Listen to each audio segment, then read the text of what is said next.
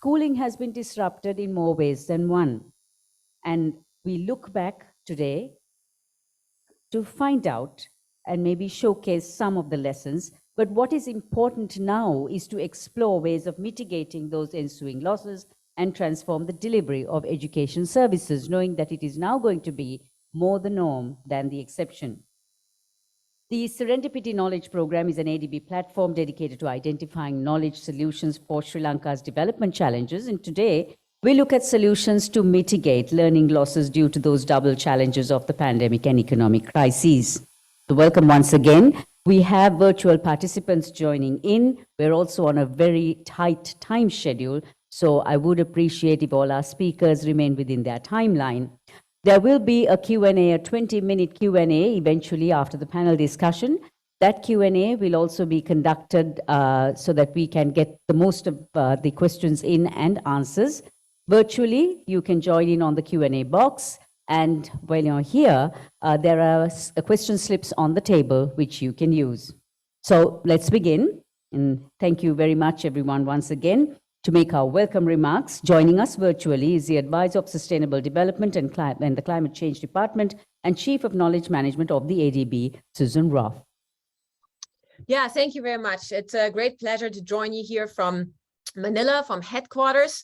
And as you can imagine, as the Chief of Knowledge Management, learning is very close to my heart, because without good knowledge, we're not going to find the solutions of the future. I also happen to be actually a medical doctor. And I have two children, two daughters.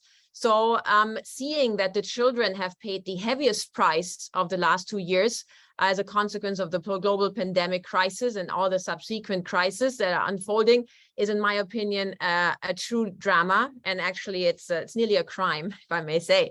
I think even the evidence, has been clear. So we really wonder why we have done this and why we are experiencing now this learning loss.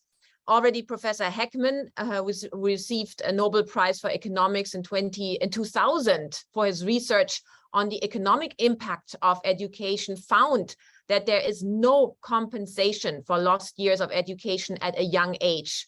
And in September 2020, OECD published a paper showing that the loss of only 3 months of schooling, of learning, is equivalent to 2.5 to 4% of the child's total future income.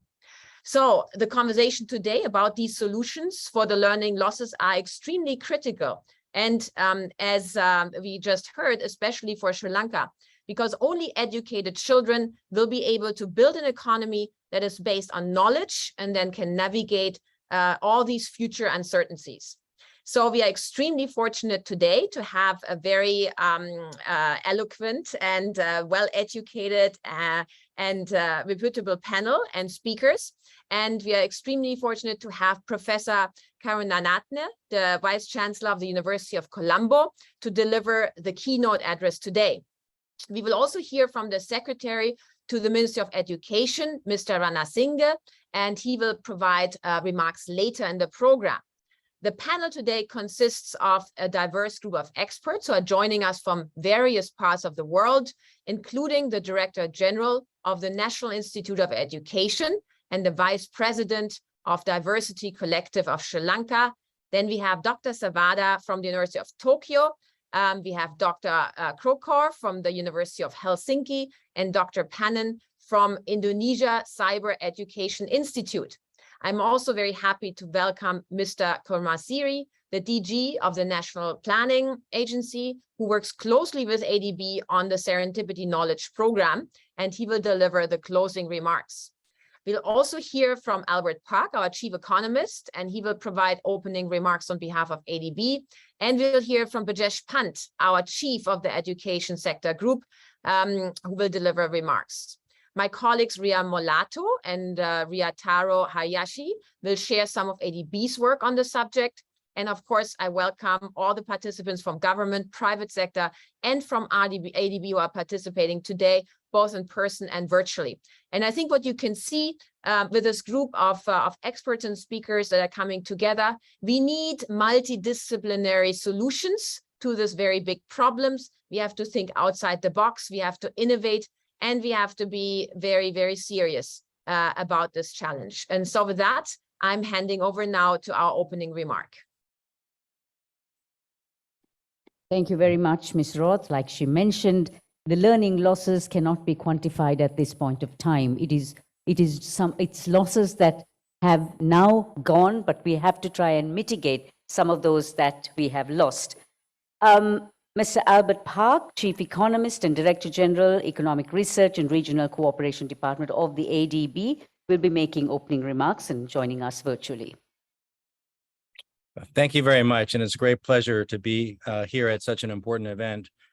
At the ADB, and in particular in the research department, we've been monitoring very closely the emerging evidence on the degree of learning loss and ways to address it.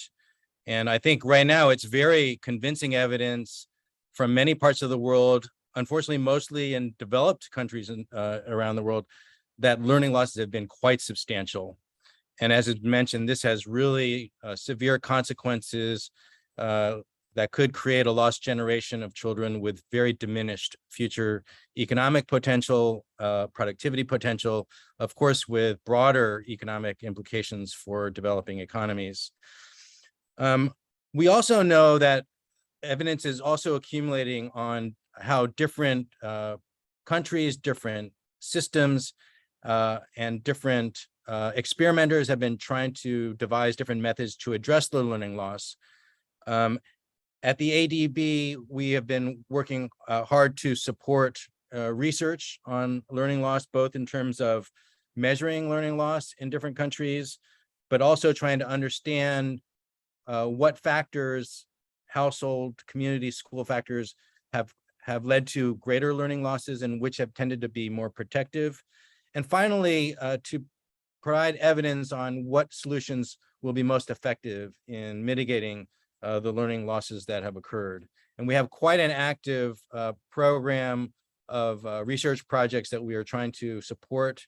We think it's an urgent problem. We think policymakers really need to deal with it right now, because as kids come back to school in the fall, if these learning losses are not confronted head on, the delay itself would be very costly. And so all educational systems, leaders really need to be very proactive and very thoughtful about thinking about what they can do quickly to put place systems in the fall that can help address the learning loss issues.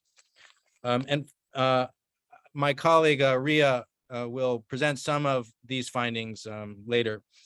And of course, it's worth emphasizing that this focus on learning loss issues is part of a broader agenda, on thinking about how to address the learning crisis, which many observers realize was already occurring before the pandemic. It's just exacerbated a lot of the challenges to creating effective systems of education globally.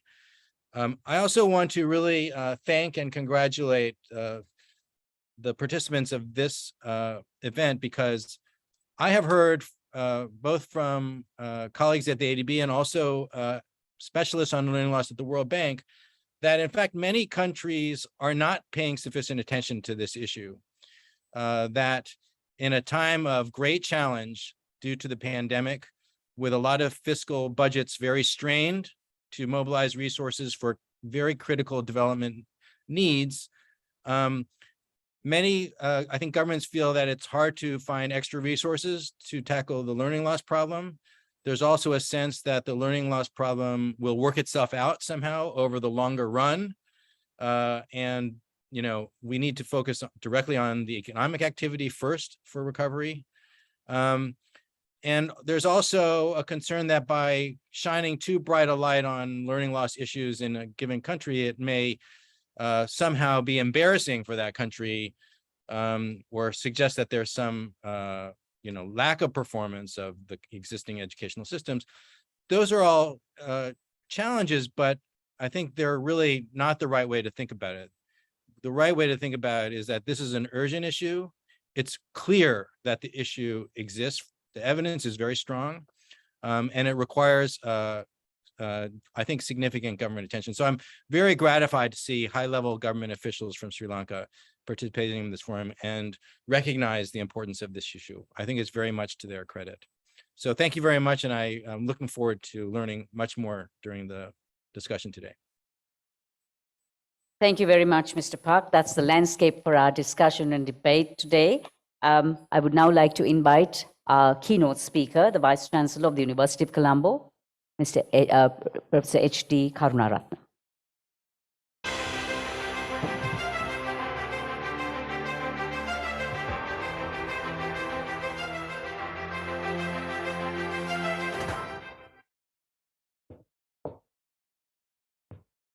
Very good morning, Dr.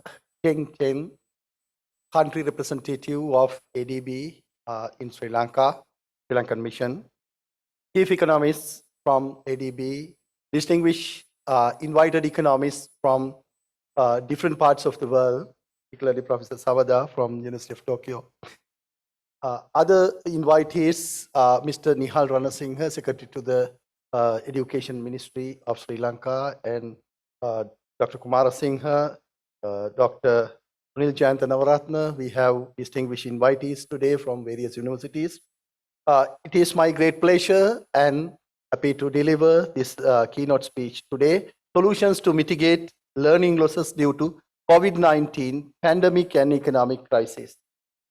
Moving into crisis, we know, and Sri Lanka. Sri Lanka traditionally gained a reputation as country achieves high-performing human development, particularly in the Human Development Index. We could reach the universal education in early stage, primary and secondary education. Sri Lanka reached a marvelous achievement. However, prior to COVID-19 crisis, health crisis, we had some challenges in terms of enrollment into tertiary education and practical issues. Anyway, that we had to face this COVID-19 crisis in 2020. Learning losses due to COVID-19 still not quantified, but I'm trying to show you one angle of the learning losses here. In this table, you can see the second column shows the number of dates scheduled for Sri Lankan government and provincial council schools. Second column shows the actual number of school conducted days. Particularly in 2020, it was only 50% days we could conduct, and 2021, only 55% schools we could conduct. When it comes to primary and secondary school levels, if we lost 50% of their education, that may adversely affect on their lives. And particularly there are literature on this, I'm going to show you later. There is estimate that as a result of this loss all over the world, at least 3% of their lifetime income going to lose by this group. As well as some countries are supposed to lose 1.5% of GDP in this century due to this learning loss. And of course, this is only one angle I'm showing you, but you can see when it comes to technical education, engineering education, practical aspect, we had to neglect due to COVID-19. Practical training. So as a skilled workers, there might be a lack of skilled workers in couple of years coming for the Sri Lanka, and lack of practical engineers. So these issues maybe we have to address in future. And of course, as a result of this, there is inequality growing as a result of this learning loss. The inequality is growing according to the size of the school in Sri Lanka. You can see particularly we as this COVID-19 came, we went into public media, particularly education through internet, TV, but some schools which are less than 100 students, they had access only 30% of the TVs or the internet connections, but schools which are over 1,000 students, they had about 83% access to TV or internet access. So this inequality among the size of the school make a wider issue with respect to the learning loss. Learning loss is harder for particular groups when it comes to poor groups,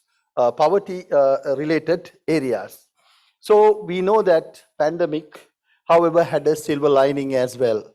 So Sri Lanka made a remarkable transformation during the pandemic. We know particularly, for example, Ministry of Education developed education TV channels in collaboration with the industry, telecommunication partners soon after the pandemic, free access to Zoom and learning management systems. Respective state universities were ensured to continue higher education online. In Sri Lankan universities, it is great achievement. We never close. Our medical faculties 100% work, and other faculties operating via Zoom and some other technological methods. The access to device and internet remain challenges. So as I showed you, the inequality became a big issue with respect to that. With the COVID-19 pandemic crisis, we went into economic crisis. Today, we are having various type of crises. Of course, pandemic was a health crisis, then went into economic crisis. So today we are addressing for these two issues, but going beyond that, we went into political crisis, social unrest, and we are expecting food crisis as well. So crisis of crisis. We know, as Karl Marx clearly pointed out, free market economies are always moving from crisis to crisis unless our management is not well. If government really manage the economy, that we can avoid. So therefore that the management of the economy and these variables are very, very important. So what are the characteristics of economic crisis of Sri Lanka? Mostly known. Number one is the growth rate has come down and the per capita income went back, and actually Sri Lanka went 7 years back. Now our per capita income in last year below the year 2014. We are below the year 2014. And the second character, the price level, the domestic inflation rate has become very high, and increasing unemployment is also phases of crisis. And of course, we know moving into heavy dependent on imports, that particularly Sri Lankan imports highly dependent on intermediate imports. We know fertilizer, chemicals and crude oil, raw materials for our main industries all are imported. So as a result, country went into crisis. And then of course, as a result, accumulated and widening trade deficit has been the issue. And of course, as finally this declining foreign reserves. Foreign reserves came into a minimum level. So country is challenging today due to this. The eighth character of the economic crisis is Sri Lanka was highly dependent on the remittances, but unfortunately around $3 billion we lost due to this crisis and mismanagement of that period. And due to the ninth character is government budget gap, where the government expenditure has been increasing and increasing while the government income was not sufficient. So the main two roots came from the income taxes came down. Meanwhile, the government, other VAT and other taxes came down. Of course, finally, the fertilizer subsidy became a big issue. Farmers could not produce agricultural output due to the fertilizer importation, fertilizer subsidy we had to cut down. So as a result, there were some issues. So all in all, we went into financial crisis where banks are now challenging because non-performing loans are going up and up. So as a result, there is a threat to banking system. So we can see economic crisis is becoming serious. Finally, we can see the debt crisis and external and internal debts in Sri Lanka. It's around 56 billion US dollars. We are supposed to pay within 5 to 6 time period externally, and internally also you can see about 104% of our GDP government debt ratio has gone up. So as a result, we can see the economic crisis in Sri Lanka is deep rooted, not because of just closed down due to COVID, but because of long-term issues we could not address in the economy of Sri Lanka. So I think I do not want to show you the characteristics of COVID-19 health crisis because it is well aware. I, being training as an economist, my I think speciality, I want to show you the this. Then economic impact of learning losses. As I told you, the learning losses are severe. The literature what tell us the present value of learning losses is estimated 1.25 trillion for developing Asia, equivalent to 5.4% of region's 2020 gross domestic product. And existing research suggests that the students in grade 1 to 12 affects by the closure might expect some 3% loss income over their lifetime. And for nations, the lower long-term growth related to such losses might yield average 1.5% of GDP for these countries. So the ongoing economic crisis hit the education lifetime, particularly for the poor. As I explained you, this inequality in a crisis situation, inequality inevitably widen. So as a result, poor become more poorer. So they lose the opportunity to learn something and coming out from poverty, because education is the main weapon to come out from the poverty. Even myself was a poor person. Today I'm standing because of my education. Thousands, millions of Sri Lankans are like that.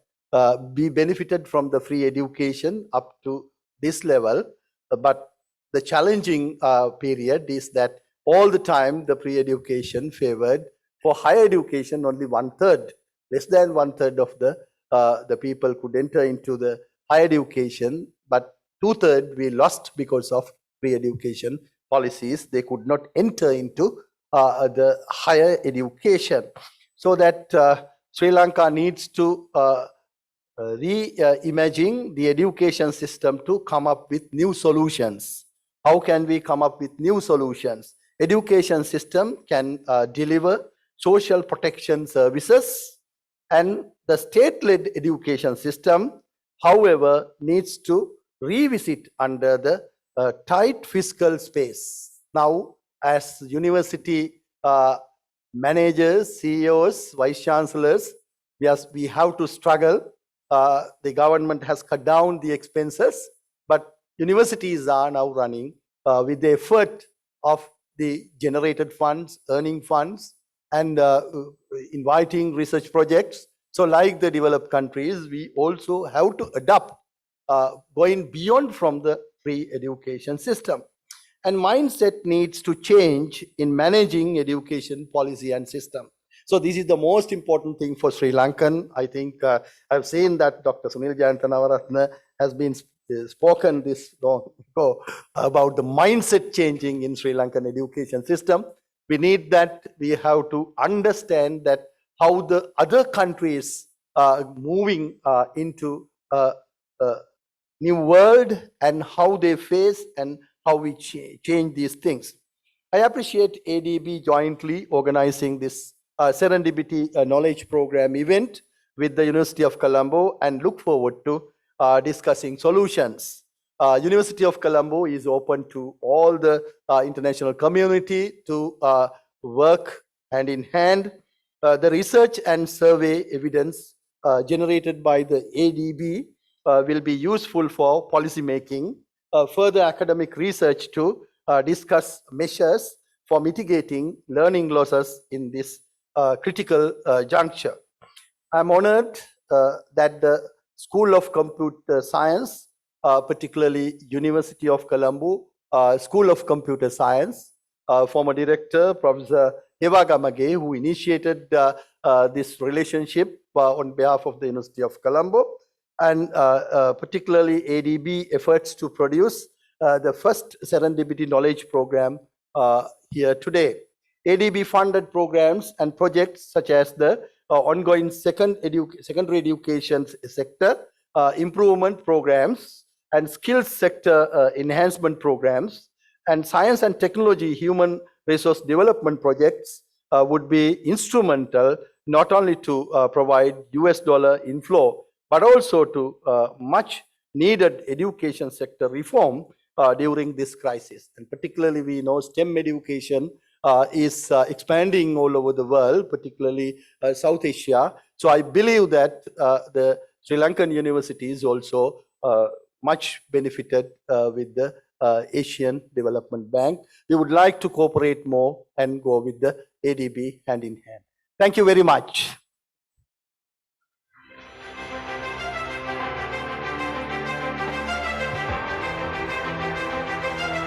Thank you so much, Professor Karunaratne, for putting the facts and figures into perspective of the macro picture. Like he said, in any crisis, that great divide of inequality just becomes bigger, and that's what we're seeing right now. COVID-19, the impact on education, female, and the poor. We'd like to have, joining us virtually, Rhea M. Mulatto, Associate Economics Officer of the ADB, and Ryotaro Hayashi, Social Sector Economist, also of the ADB. Thank you. Here I will talk about how school closures during the COVID-19 pandemic affected learning of students in Sri Lanka. Schools in Sri Lanka were fully closed for about 61% of instruction days and partially closed for 21%. That is the fourth longest in all of developing Asia. How did these school closures affect learning? First, we need to know how much learning comes about when children go to school. And for that, we have the measure called Learning Adjusted Years of Schooling, or LAYS, which measures both the quantity and quality of education. LAYS is equal to the average expected years of schooling multiplied by a country's average test score in international standardized exam relative to the international benchmark for advanced achievement. By 2020, people in Sri Lanka go to school for an average of 13 years, up to the secondary level. These 13 years translate into 8.5 learning-adjusted years of schooling.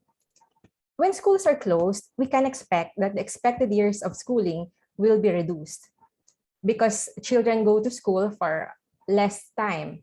But this can also be mitigated by the effectiveness of alternative modes of education that are in place when schools are physically closed. When schools are closed for an extended period of time, some students could lose interest in studying or simply lose motivation that they drop out of school. This is exacerbated by the economic shock that the COVID-19 pandemic brought about. And so more students dropped out of the education system. And when more students drop out, the country's expected years of schooling goes down on average. On the quality side, we can expect that school closures also lowers the level of learning that students acquire. And this can be reflected in harmonized test scores. This reduction in the quality of learning can also be reduced by the effectiveness of remote instruction. The effectiveness of remote education like online learning, television learning, paper and module-based learning, the effectiveness of these modes depend on two independent factors. First is the efficacy of the actual remote instruction, and second is the students' access to remote education while schools were closed. So learning losses depend also on these two critical factors, the efficacy of remote education while schools were closed, and the level of access that students have to these remote forms of instruction. The Asian Development Bank in 2022 has estimated that students in Sri Lanka lost, on average, the equivalent of 4/5 of a learning-adjusted year of schooling. That is represented by the gray bar here. And here you can see that somehow Sri Lanka fared better than many of its neighbors in South Asia. And that is largely owing to students' access to remote forms of education. However, if remote education were of low efficacy, we can see that learning losses in Sri Lanka are almost at par with the learning losses in India. Learning losses in Sri Lanka are also higher than those in other countries like Thailand and Vietnam, where schools have been closed for a shorter period of time. These losses will have far-reaching consequences. We are talking here about students at the primary, pre-primary, and secondary levels, a critical stage for students to gain the basic foundational skills that they need as building blocks for higher level, higher order learning. For example, if a child is not able to read and understand basic text by age 10, it would be harder for him to understand a full paragraph or comprehend a full story, even if he moves on to the next grade level. And this difficulty will be carried on well into adulthood. And when he becomes an adult and he needs to work and earn money, he will have less skills, lower creativity, lower productivity, maybe less entrepreneurial ability. And so we can expect that he will have lower earnings. His earning potential throughout his life will be affected if these learning losses are not recovered now. So the ADB has estimated that this generation of students who have been affected by school closures will have lower earnings throughout their lifetime, and that is and the losses in the earnings are up to 7.6%. And not only in terms of private earnings, these individuals will eventually form the workforce of the country in just a few years' time.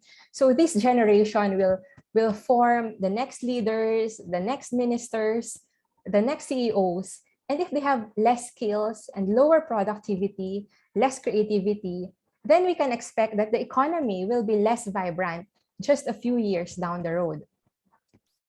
We also see that poor students and girls suffered more than others because they have less access to remote education. They are more likely to drop out of school because they are more sensitive to income shocks. And the income shocks, meaning the immediate sudden reduction in income on poor families, are bigger than those affecting richer students.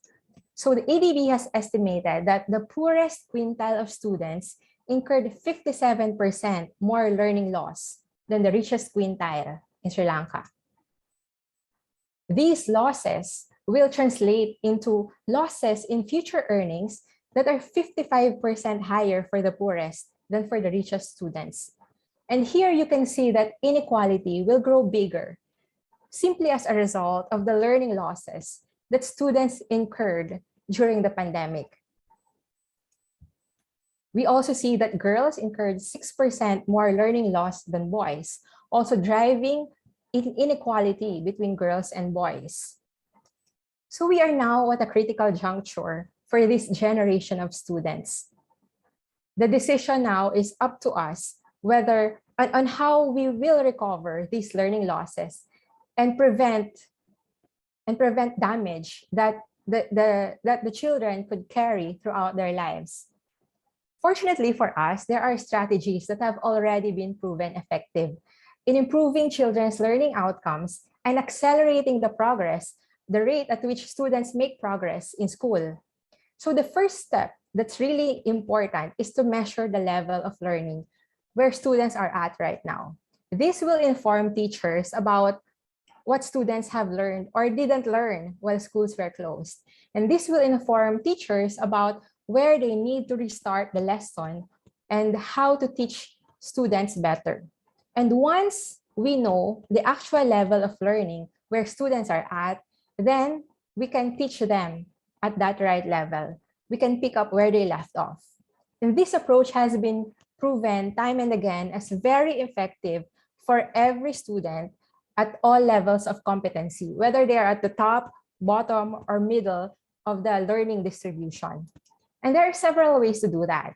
You can do that by giving individual tutors or mentoring to the students. You can assign teaching assistants for smaller groups of students who are clustered together according to their learning levels.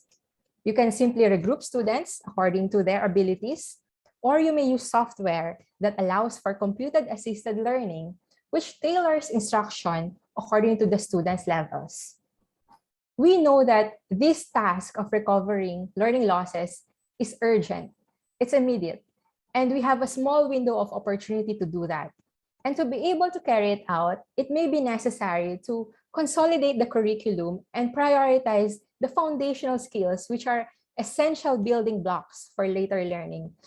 They need to master those fundamental skills that, like reading, that they will use for subsequent levels.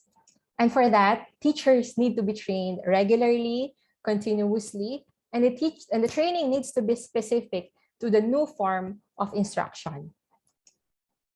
It may also help to extend instructional time when recovering these learning losses. We can add more hours to the school day, more weeks to the school calendar. We can introduce weekend classes or summer classes. And finally, it is very important to encourage students who have dropped out of school to come back and enroll again in schools. Thank you very much.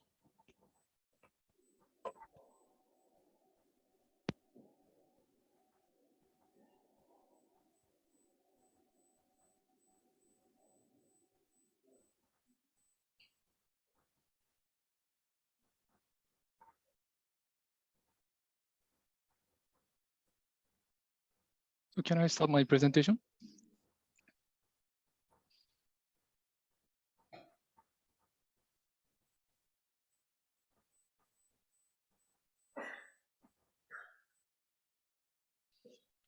Okay, thank you.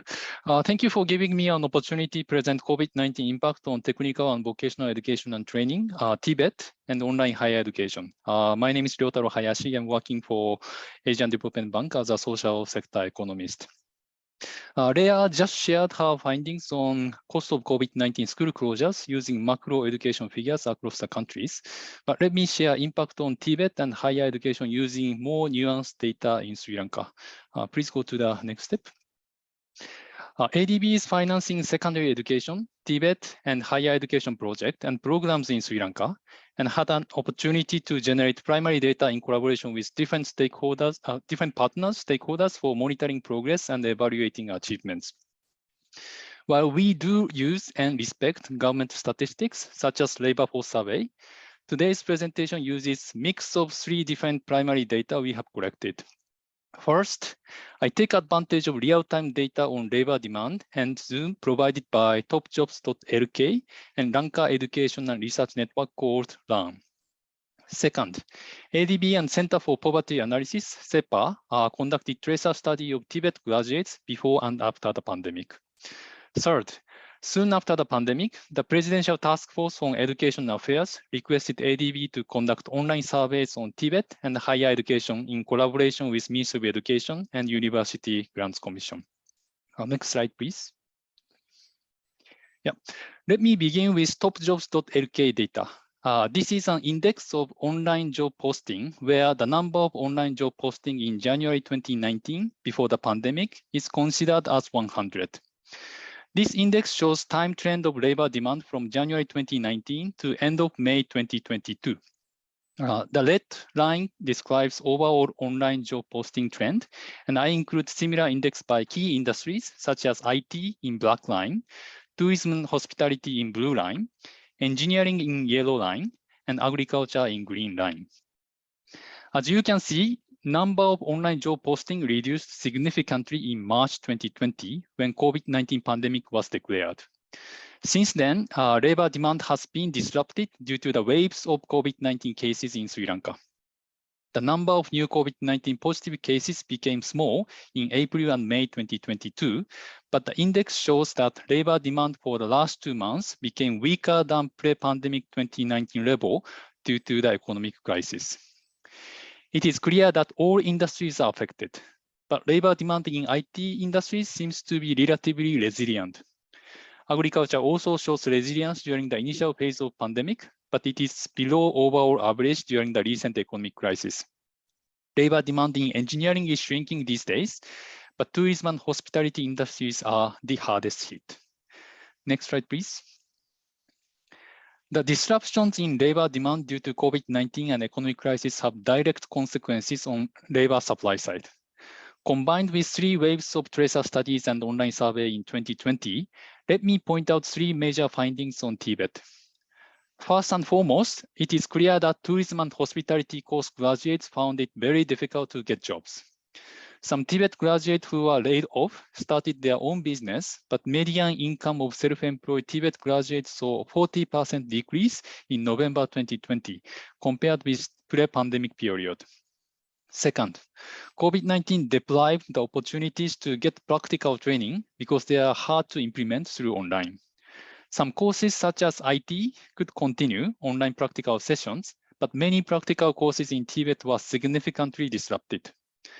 Third, while the situation might have improved by now, many students relied on social media such as WhatsApp to continue Tibet learning at least in July, August 2020, when the online survey was conducted. Considering these challenges, it would be very important to resume and continue face-to-face Tibet training even during this crisis while making sure the safety of students. In addition, given the significant disruptions in labor demand, Tibet training providers need to restructure course offerings to provide hope and job for youth. Next slide, please. The disruptions in labor market surely affects higher education graduates and course offerings, but higher education managed relatively well in terms of online course delivery. According to the online higher education surveys in 2020 and 2021, almost all higher education students took advantage of online higher education through Zoom. This finding is also triangulated through real-time Zoom meeting records available at Lanka Education and Research Network. The black dotted line describes about number of Zoom sessions per month, and red dotted line shows number of unique users among higher education academics per month. COVID-19 waves triggered full university closure, and it served as booster shots for online higher education. For the last few months, the number of Zoom sessions stagnated due to declining COVID-19 cases and Sri Lanka New Year holidays in April. But some students cannot commute universities due to lack of fuels, and online higher education must be still education lifeline for some students. It's also good to see that more than 50% of teachers continue to use Zoom license actively even today. Next slide, please. Having said that, access to quality online higher education has variations between urban and rural areas, and most likely between rich and poor as well. Two maps shown in this slide summarize the share of students using smartphones and having poor internet connection by districts. If the color is darker, students are struggling more with devices or internet. Compared with Colombo and Gampaha districts in Western Province, it is clear that districts in North, South, and East have less conducive environment for quality online higher education. Next slide, please. Students are also showing fatigue for online higher education after more than 2 years of pandemic. Some students do appreciate online higher education by saying online learning gives confidence that we can learn anything at our own pace. Yet, students are also facing challenges. For example, as part of the online higher education survey, one student pointed out that it's very difficult to do exams or quizzes online because unexpectedly, we are having signal issues and power cuts. Another student said, everything is very expensive these days in our country. Please give our Mahapora scholarship regularly. I cannot buy a laptop because even their prices are increasing. Please note that this is the survey result as of November, December 2021. Ongoing economic crisis is likely to amplify these challenges. Next slide, please. In summary, with respect to COVID-19 impact on higher education, we can draw following 3 observations that needs to be taken into consideration for policy actions. First, Sri Lanka made a remarkable transition to online higher education soon after the pandemic. Sri Lanka needs to capitalize online higher education even after universities are reopened further. Second, students from low-income households and remote areas away from Colombo have struggled the most. Third, with prolonged online higher education, students have shown fatigue. For example, some students complain limited interaction with students and teachers. The extended screen time might have influence on eye and mental health.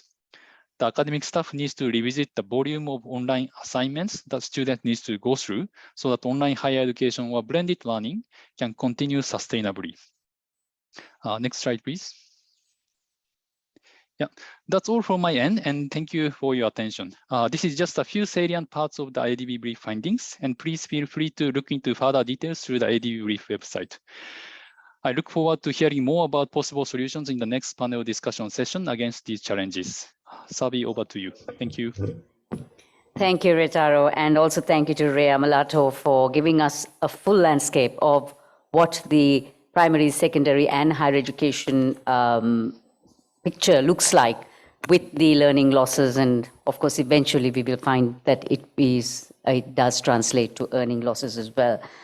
We now move to a half-an-hour panel discussion. I would like to invite our two panelists who are here physically, Sunil Jayantanavaratna, Director General of the National Institute of Education, Sri Lanka, and Bani Chandrasena, who's the Vice President of Diversity Collective Lanka, Sri Lanka. And joining us virtually for the panel discussion are panelists Yasuyuki Sawada, University of Tokyo, and he was the former ADB Chief Economist. He's joining us from Japan. Paulina Panon, Chairperson of the Indonesia Cyber Education Institute from Indonesia, and joining us from Finland, Lina Krokfors, University of Helsinki. Can we move to part of the stage here, and then we will have the virtual panelists joining us. Ladies and gentlemen, if you're joining us virtually, the Q&A chat box, please, if you need to send us any questions virtually, and if you have any questions while you're here in the hall, please don't forget there are question slips on your table. Just send it up to us. One of the ushers will pick it up, and we'll try our level best to answer as many questions as you can after this panel discussion.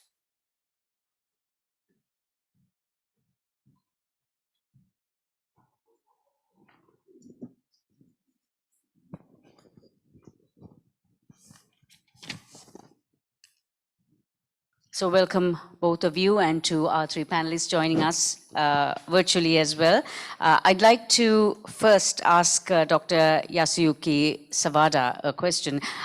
This is not the first time that we've had, or this region has experienced, crises, and as a result, learning problems, learning challenges. There was a similar economic crisis, the Asian financial crisis, for instance, in 1997.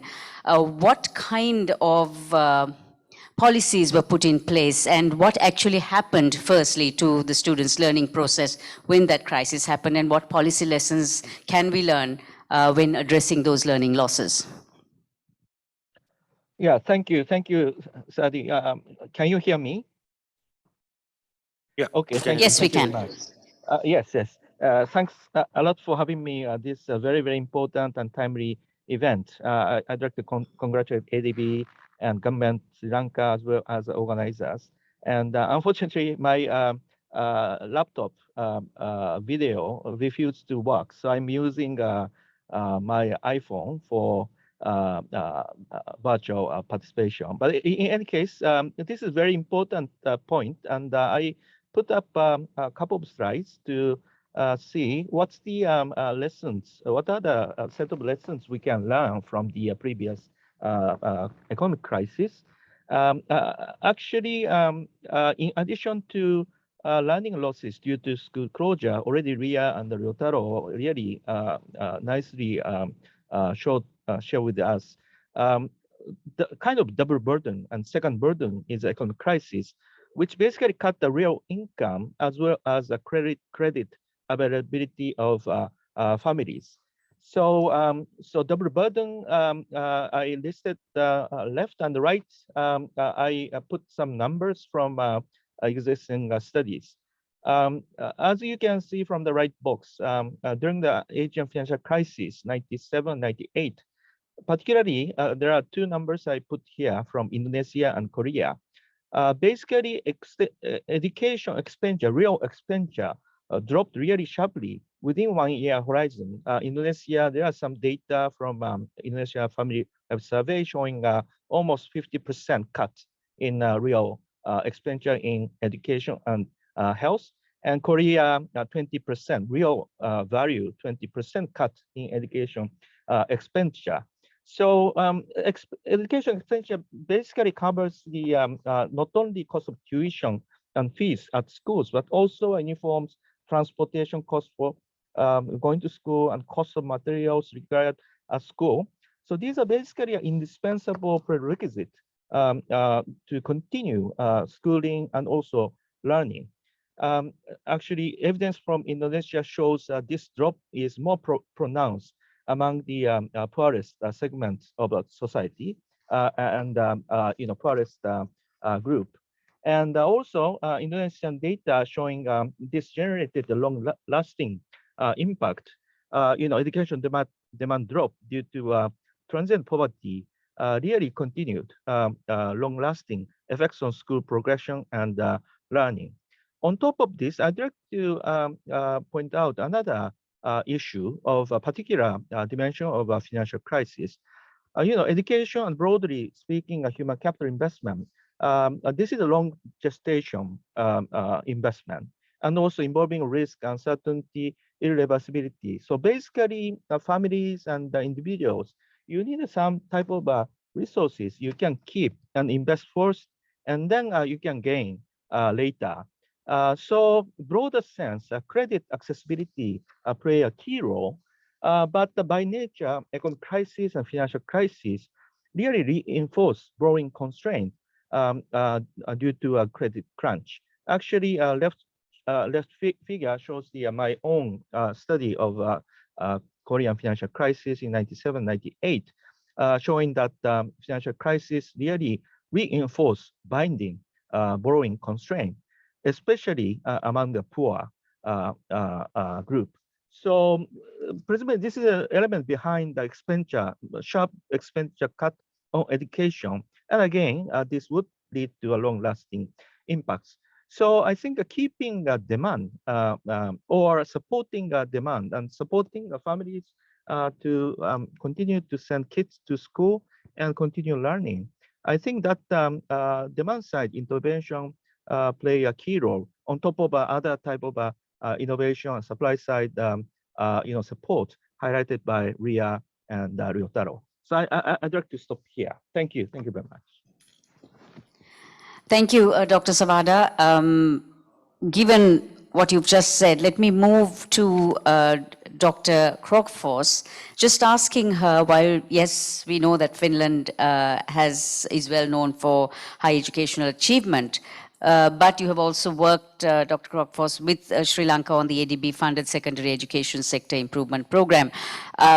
Given that we have an ongoing COVID-19 crisis and an economic crisis, both which are big challenges, do you feel that these crises will actually provide a platform, an opportunity for Sri Lanka to make education sector reform? This is something that has been debated for decades, but no reform has actually, or limited reforms have actually taken place, but nothing significant. So based on your experiences, do you think you could share your insights on what sort of reform we could work on and what the government needs to focus on? Thank you. And thank you for welcoming me to this important and very timely conference. So your question is very good. And there are a few points now what I have learned when I have been working with my new colleagues in Sri Lanka. So one of the things, as you said, there has been quite many reforms before SESIP project, this secondary education improvement project. And I have to say that it really takes time to make reforms, even renewals. It takes time, like in Finland, when we moved from our two-track system, schooling system, like O and A level systems to comprehensive school. It took 50 years for us to have a common view and common will to do that. And I would like to point one thing here, what you asked. This is even free, something that you Sri Lankan people, you can do without money in these projects and reform protocols. And one thing that I have noticed now is that communication and cooperation between agencies or agents like departments, institutions, ministries, and especially with those people or organizations with decision power. We need to kind of give more to this communication and cooperation ways of working. I think this is one very important point. For me and my understanding, very often these very highly ranked officials who can make decisions are not with us who work in the root level. And this is why not much happens.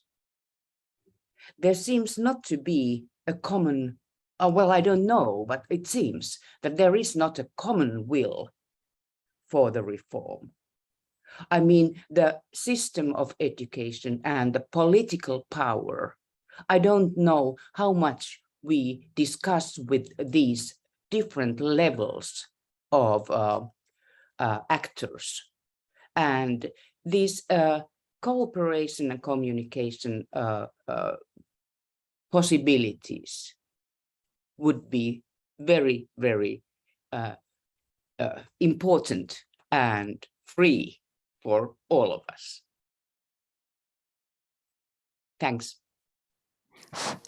Thank you very much. Yes, will is most important, and that we've been seeing a little of at this point of time. So hopefully we can get those reforms in place. But like you said, it has taken you Finland 50 years. So, well, we still live in hope. Bani, I still have one point here. go ahead. Now, when I have been traveling around Sri Lanka, we have had a possibility for do these field trips. We have been in provinces. We have seen provincial schools, national schools. We have seen lots of different schools. And what I see there is potential and goodwill and knowing and knowledge and good practices. And there is something missing between these good practices and this very, very potential power at the school levels that is maybe not used as well as it could have been. Thanks. Thank you. May I have just one follow-up question on that? How do Yeah. we bridge that gap? Well, I would like these people, now when I'm talking about secondary education and the SESI project, when this project was prepared, there were lots of people preparing the project to ADB. And now, I don't know if these people are the same people who were there before, who are now working with the SESI project. And I would like these people to find each other and give the knowing and knowledge kind of a possibility to grow, to really kind of grow. And one thing also what I noticed, maybe if you are asking me one more question or something, so there is one thing that is also a political question here, is concerning the result-based, both ADB loaning. It's a new thing in Sri Lanka, that it's result-based, and it's a bit new and well, important, but also result-based budgeting.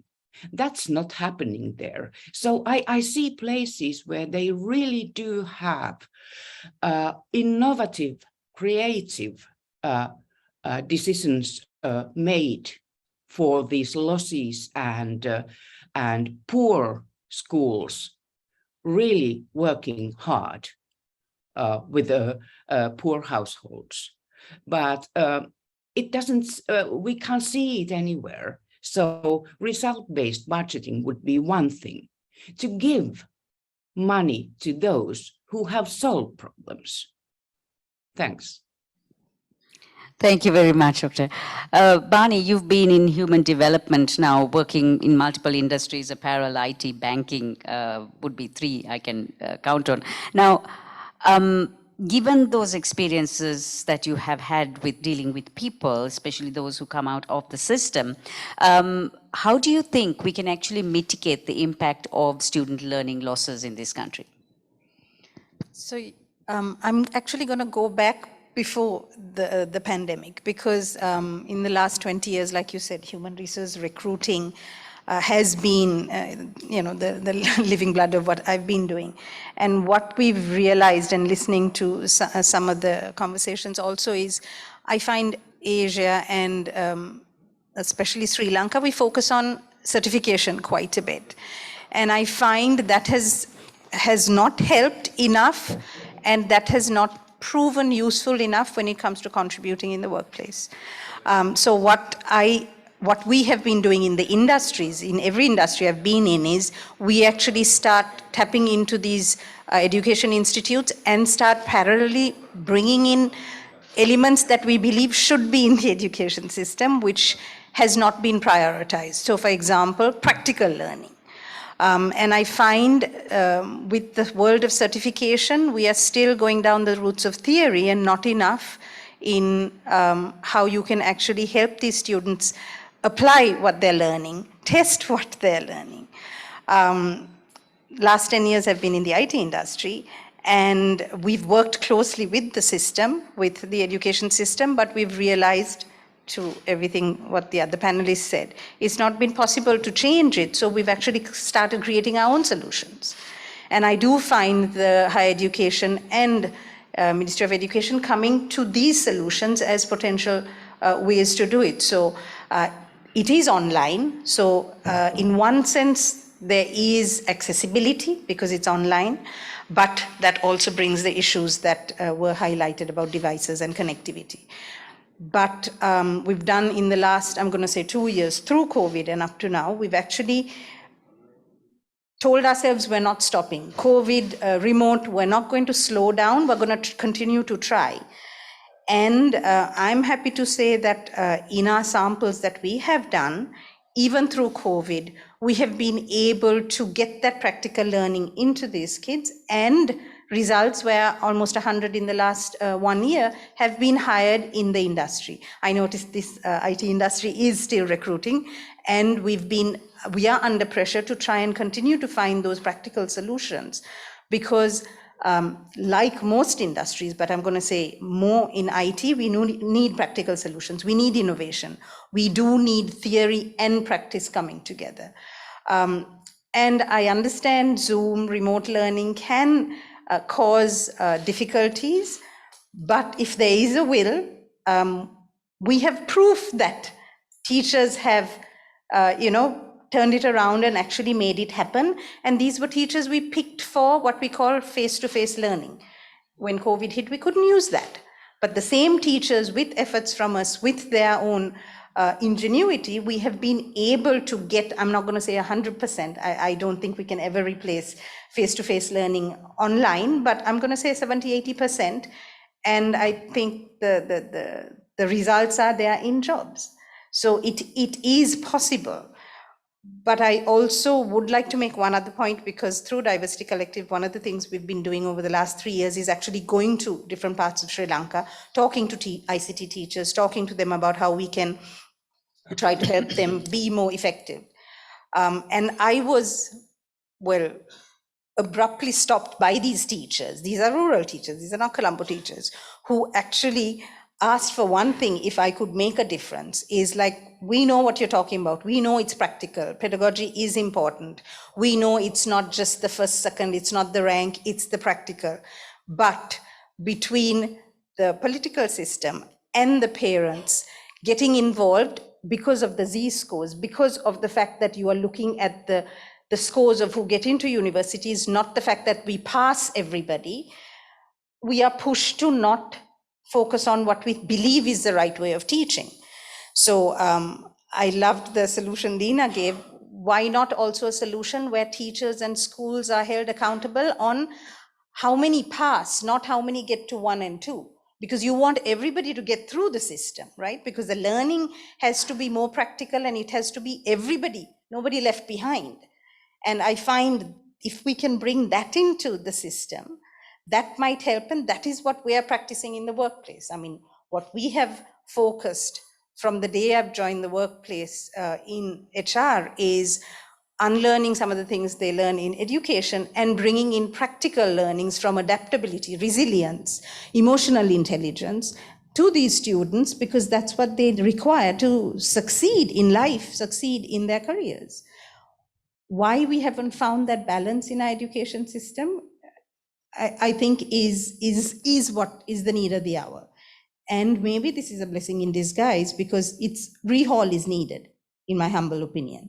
And maybe this is the time to rehaul and use some of these opportunities. Technology is available, cannot be the only solution. Pedagogy is totally needed. I'm going to stop here because I know there are other parts, but we have so many examples of what has worked and what hasn't, and it's touchable, it's tangible. We can do this. But I find Lena perfectly set it up. There is not enough communication between the two elements, and the people who have the will are not empowered to do what they need to do. So I hate to say it, but the industry, every industry I've been in, have decided we'll try to fix it ourselves. But I find that's short term. You can't solve that long term. So we do need the powers in this room to actually, we're happy to work with them. We do all that we're doing in the industry through volunteers. Nobody's paid for this other than what we do, what we get paid in our jobs. But if that kind of energy and that kind of will is there in the education system, the ministries, I have so many examples of, they take the handout, but they're not taking their bit on, about the accountability of, okay, we've taught you, we've spent money and trained you. Now, how are you going to use that to get results? It stops right there. So I think she's right about the budgeting and how we actually incentivize through results instead of by, bums on seats. You're right. So 13 years of rote-driven learning, you can't undo that because it's not employable learning that there is. It is certificate-driven. So at the end of the day, unless we get the buy-in of all stakeholders, it's going to be tough. But here's hoping this blessing in disguise is what we are dealing with. Dr. Paulina, you have a very interesting, innovative higher education delivery where you used, Indonesia used online and blockchain technology to deliver higher education. Could you just, given what Ryotaro also, the background that he gave on our higher education system, do you think that that kind of innovative higher education delivery has mitigated learning loss during the pandemic in Indonesia? Thank you, Ms. Moderator. Allow me to share the PowerPoint.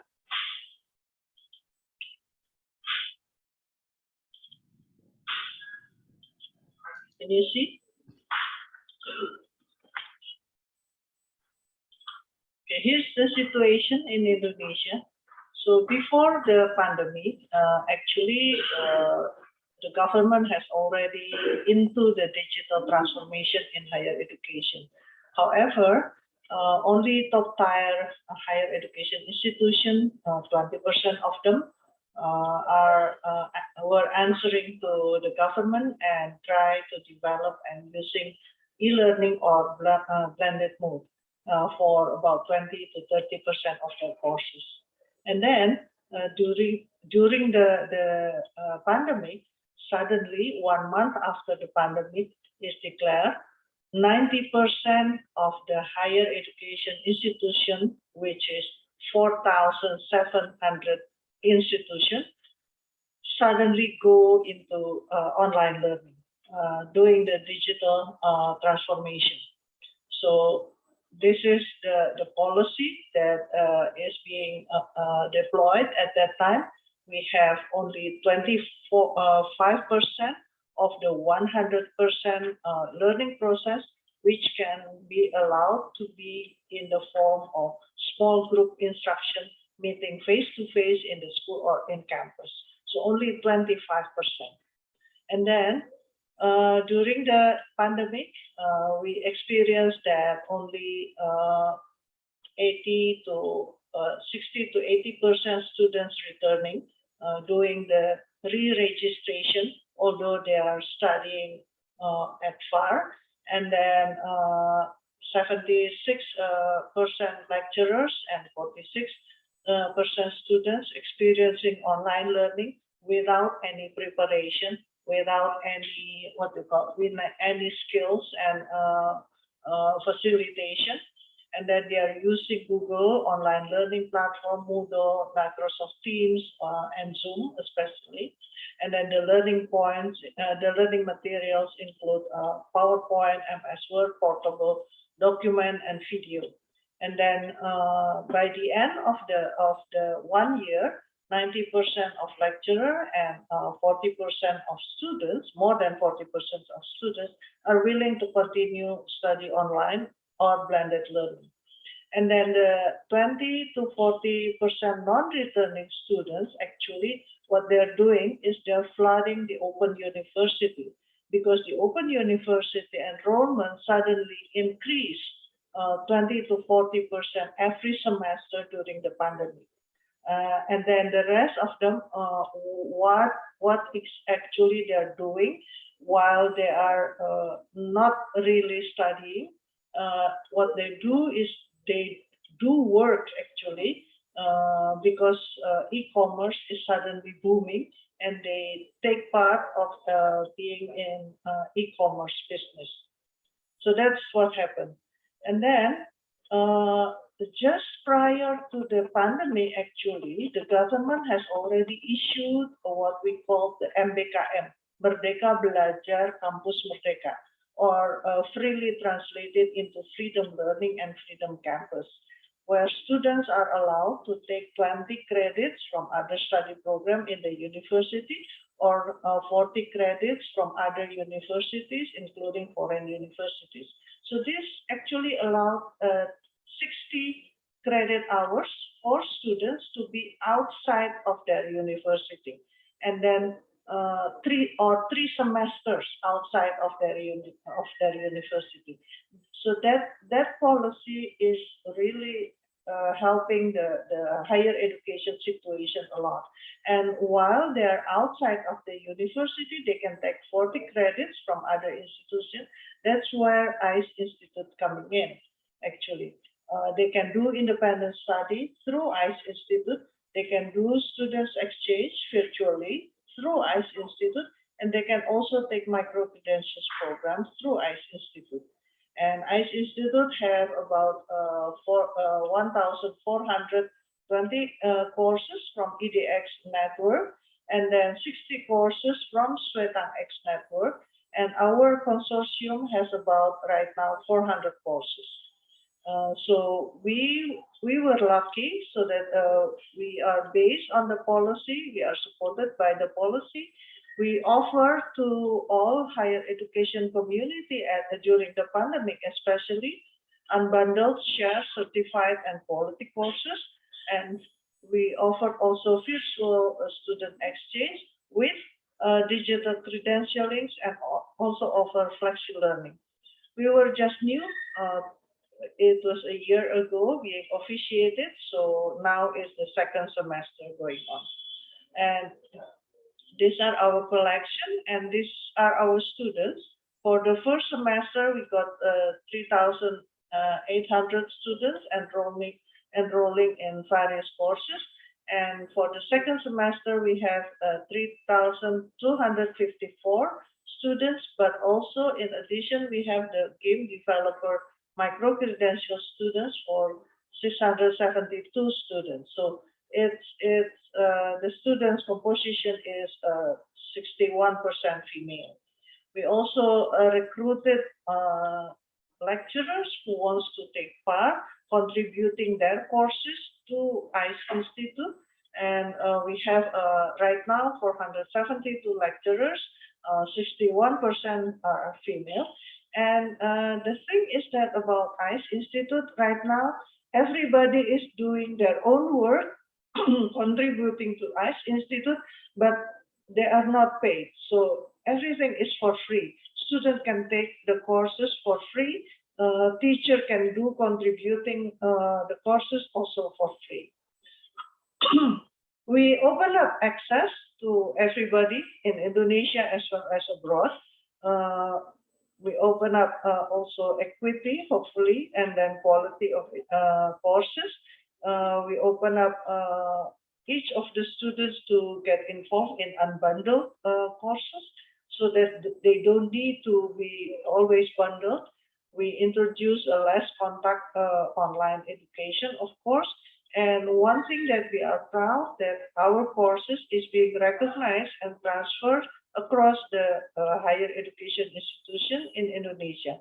Now we are going to collaborate. We have done collaboration with Tsinghua University, and we are going to collaborate with some university in Thailand and Korea also. So we provide them with digital certificate, of course. The wallet for the digital certificate, we use the blockchain technology. So that's how we offer. There's a blessing for this pandemic to ICE Institute to support the policy of the government that is Freedom Learning and Freedom Campus, which is actually contribute very significantly to mitigate the learning loss. Thank you. Thank you, Dr. Paulina.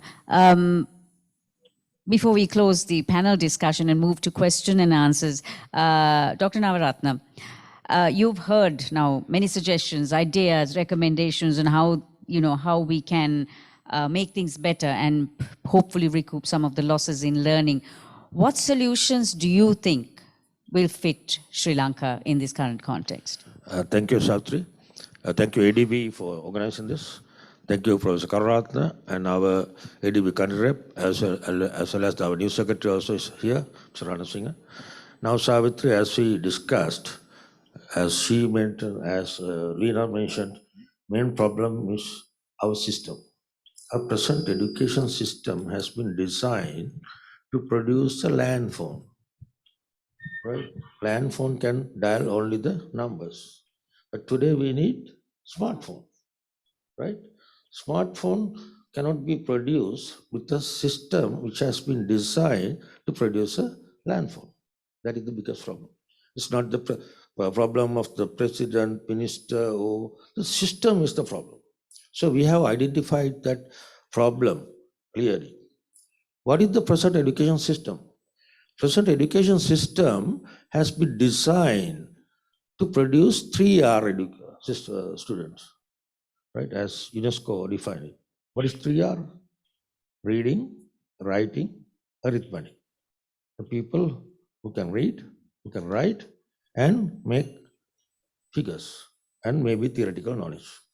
So that is the main objective of this traditional learning. But with the new 21st century oriented education, we define it as a 21st century human capital, CHC, equal, of course, 3R we need, theoretical knowledge we need, but as she explained theory, on the top of that, we have to have practical knowledge, right? Not only that, but also To match with the 21st century, we need learning skills, the life skills, and the literacy skills. What do you mean learning skills? Learning skill, under the learning skills, there are 4 categories. Number 1 is creativity, innovativeness, and entrepreneurship. This is lacking in our education system because teacher goes and teach something and student jot down and learn by heart and go back to the exam and rewrite. So how can they be creative, innovative, and entrepreneurial? So that is the number 1. Then they should be critical thinkers and problem solvers. You can see a parliament, you can see other television. They're not really critical thinkers, right? They're just talking. They're not giving the solutions. So we have to, this is the product of education system. So we should produce more critical thinkers and problem solvers. Not only that, but also the collaboration and teamwork is a must. So people are not collaborating. And Lena was telling that, right? So they are reluctant to cooperate. So collaboration and cooperation is very important. Right? Teamwork is very important. Not only that, but also the communication. So all these things are coming under the learning skills. Then learning skills alone is not enough to be a 21st century student, successful labor market person. So they have to have literacy skills. So there are 3 main literacies: media literacy, information literacy, and technological literacy. So we should learn how to use the media properly, correct media and wrong media, social media especially. And not only that, but also information literacy. So people are talking without any statistics. So this, we show that there are statistics based on evidence. We should prove that. So information literacy is also important. Not only that, but also the technology, how to use the new technology. The world is changing very fast. So we should produce the students who are capable to use the technology properly. So what you say is all very true. How So can we we put it do into these things, practice? Right. So on the top of that, and we have added social skills, the leadership, innovativeness and the initiativeness, flexibility, all these things. And plus, we have added 2 C's, character and citizenship, values and citizenship. The more importantly, we added self-directed learning, SDL, right? Self-directed learners should be the part. So self-directed learning is not in the model of our education. So no matter you just after the education, you should learn by self, right? Unfortunately, most of our leaders, educators are not self-directed learners. Therefore, their mindset and paradigm, as Professor Karunatha said, mindset and paradigm is older. Since their mindset and paradigm is older, they do the wrong thing, believing it is correct. That is happening in Sri Lanka. So how are you going to change? So in our education reform, we are promoting not teacher-centered, not even student-centered. We are shifting it from learner-centered and learning-centered. Not what we have taught, but most important thing is what they have learned. Let the student learn more actively. Not the passive learning, but the active learning. Now, the passive learners, if the students are listening like this and they just jot down the notes, it's passive learning. But if they learn themselves, we give the keywords and some topic, they themselves discuss and come and do the presentation using the internet and blended learning, all these things, and come and analyze how to resolve the problem. So that is called active learning. Not only that active learning, but also deeper learning. Let the student analyze the problem deeper and bring solutions in more creative manner, different manner. So present education system, if they don't give the same answer, they don't get marks. But in our new system, let the student vary depending on their creativity, innovativeness. So they can bring a lot of ideas, new solutions. That is the number 2. The third one is higher order thinkers. So presently we are producing only the low order thinkers. So we ask in the question, not demand and supply, but we analyze by using the demand and supply theory, they should resolve the problem of what is the dollar issue and how can they resolve the problem. What is the rice price or fertilizer price or fertilizer issue? And they should bring the statistics and high order thinking how to resolve it. So these kind of things are built in our reform. So it's not just, so it's based on modular. So we produce modules and credit, and students are actively learning. If you have 25 students in the classroom, they group into the 5 into 5, and they actively learn and come and do the presentation. In that case, students are learning from the teacher and blended learning using the internet and various other things. They learn among themselves. They learn from other groups. Then they come and do the presentation and their suggestions. Then teacher learn from themselves. The teacher also learning. This is the new format. So this is a drastic change. So as a lot of people don't understand. So communication is training. So this the main thinking is, since it's a drastic change, not the minor change. If you do deal with the minor change, the attitude and values this. But when we deal with the drastic change, prerequisite is the mindset and paradigm change. So we should change how people think, how they see the world. So therefore, we have introduced a new education formula called KSAM. K stands for knowledge. It should be theory and practical. Unfortunately, present education system is more focused on theoretical knowledge rather than practical knowledge. Then the skills, I explained all these 21st century skills, right? Then the affectives, attitudes and values matters. Not only that, but also the mindset and paradigm. How do they pursue the world? And how do they update themselves using self-directed learning? So market is asking for KSAM graduates, KSAM students, or smart students like smartphone, right? Instead of 3R students, right? To produce that, we should try to produce KSAM students. Now, presently, we produce half K students, that is only theory. So that is the nutshell of our reform. So we are in the process of these reforms, thanks to ADB also, their funding, and with our government support, and the education minister and secretary support, with the consultants, we are doing these changes. It's not that easy. So prerequisite is mindset and paradigm. Let's do that. Unfortunately, most of our World Bank, ADB funding is not financing this mindset and paradigm shifting. Mindset and paradigm is the key, right? Lens through which you see the world, right? So just system changes plus mindset and paradigm shift will give results. I'm sure Sri Lanka will get these benefits pretty soon, but it's not easy. A lot of work to be done. Thank you. Thank you, Dr. Navaratna. Let me take a question now, because we'll move into the Q&A session, one from the virtual questions. Maybe Bani and also Dr. Leena, if you can add to what Bani says, and also what, stemming from what Dr. Navaratna was mentioning about the skill sets and what you also said about practical. We've been talking about learning. Learning in our head is always about books, even practicals. But to have a holistic education, extracurriculars are very important.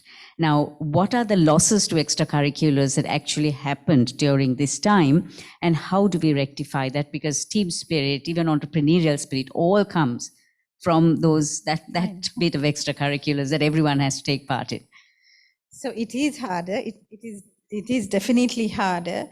I guess the one example I can talk about is this activity in the industry, the IT and BPM industry. We have something called the Capacity Forum, and our job is to try and build everything that we think is lacking when the student comes through.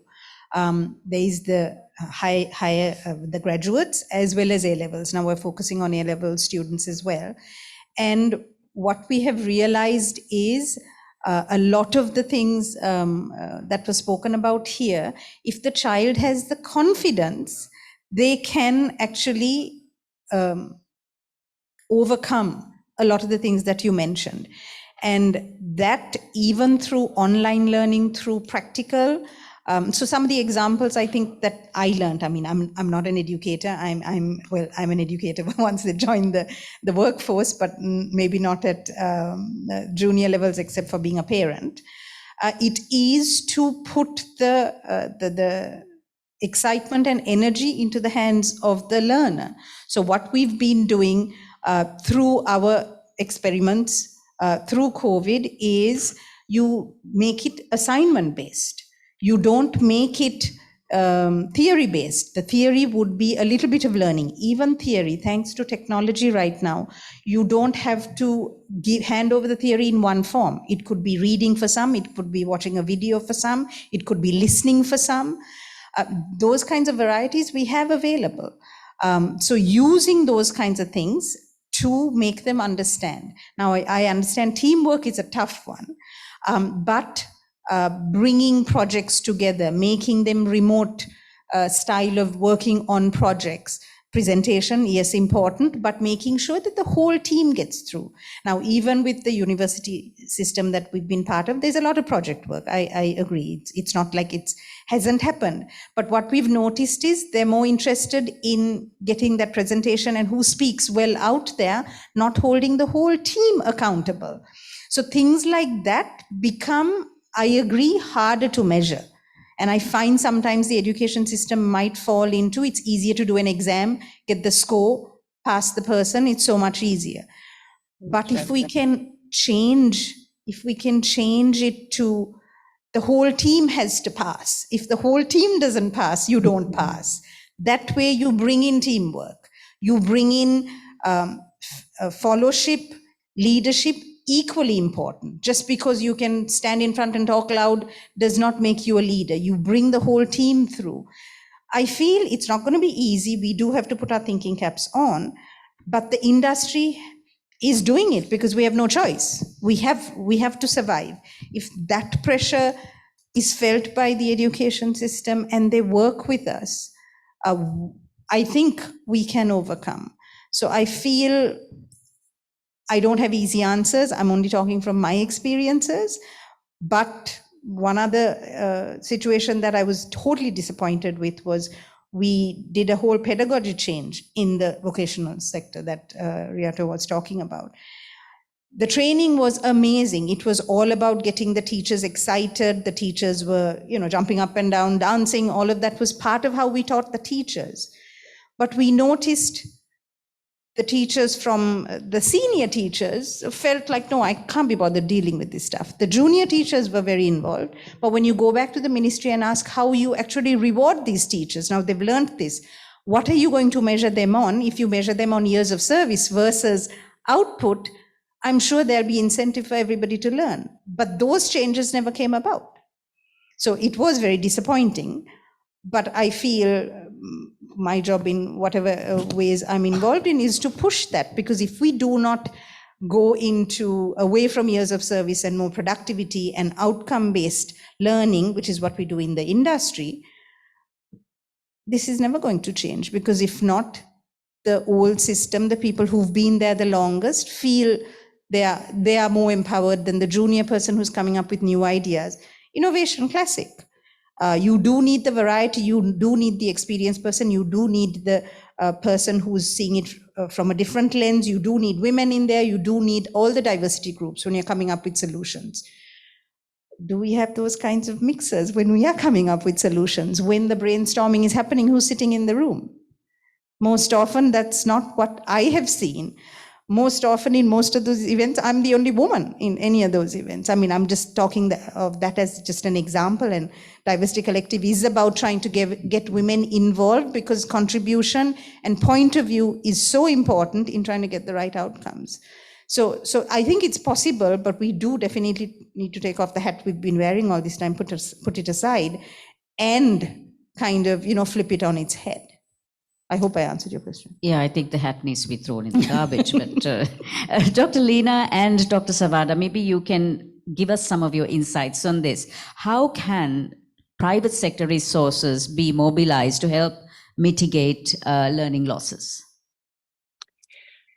Private sector. Well, yeah. Well, first of all, I think you mentioned something about learning that's in your head. What we think, and for me, learning is something very much more. I have been studying learning as a professor at the University of Helsinki now for 20 years. Well, anyway, learning for me means there is one important thing, and that's I have to thank you for this assignment-based way of thinking about learning, and also Dr. Sunil, your way of self-organizing your learning. So very important for me in my studies has been that we have understood that learning also is different in different contexts. So learning takes place in formal settings, but also all the time in informal settings. And the ecology of being here around, being a person in formal and informal settings tells much about the way we learn in different learning environments. So we need to know more about the learning environments, and we need to spread our ways of thinking classrooms only by the walls there, or the ceilings, you know, or whatever there is in. We need to think about the world around us, and learning for me is also in these formal settings.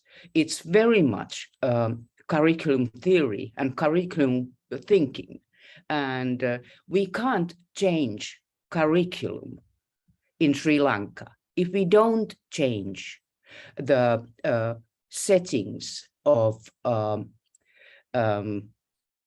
evaluation, assessment, test-based, very, very content-heavy curriculums.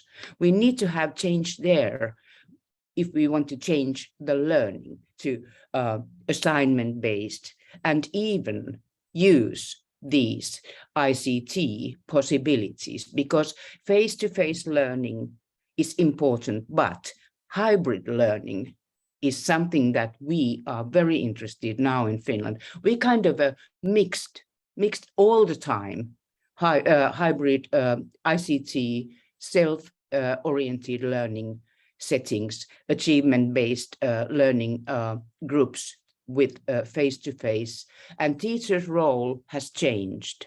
So these are very important things, and for me as a professor of teacher education, one thing I would like to say here in Sri Lanka setting is that I have been a bit astonished about your teacher education, or of the whole way of organizing pre-service teacher education and in-service teacher education.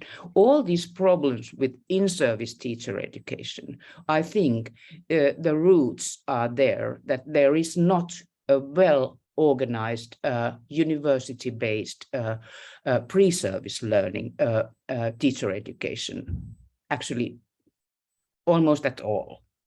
And so learning gives us ways of changing the world. Thank you. Thank you very much, Dr. Lina. Dr. Savada, you have anything to add to that? Oh, yes. This is a great discussion, and I think a role of the private sector that's really critical, and we can tap, and there's a great potential. But generally speaking, existing studies really validated or rigorously evaluated different type of learning interventions, and also cost effectiveness. And there are 4 areas identified in existing studies. First one is intervention to improve access to education, like a cash transfer program, scholarship program. Basically, what I mentioned at the beginning, in order to stimulate demand, or families' behavior, parents' behavior for continuous education, improving access to education through a scholarship program or a school lunch program, etc., is very important. And then a second and third is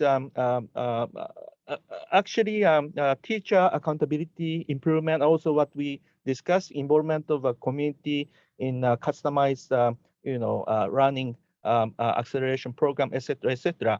But the private sector play a key role to bringing in pedagogical innovation. That is exactly the area of intervention we need, because students are losing learning. So acceleration of learning and also building up cognitive ability in a higher pace.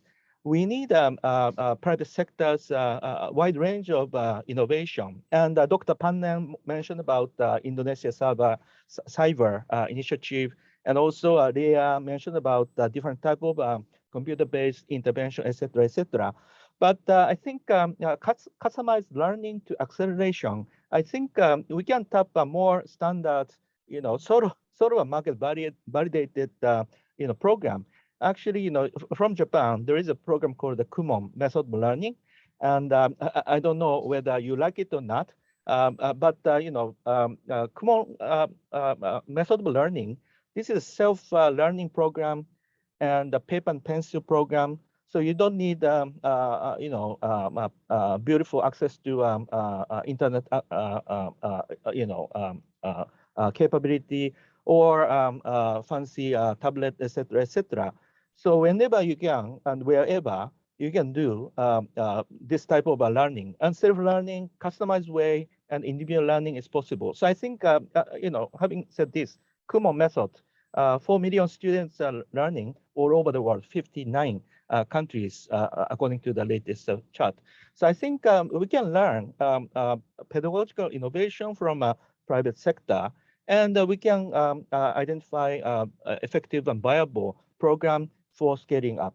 And again, I think this is exactly Dr. Pannan has been working on in Indonesia. So I think we can learn a lot from private sector to accelerate and support the learning, catching up learning losses.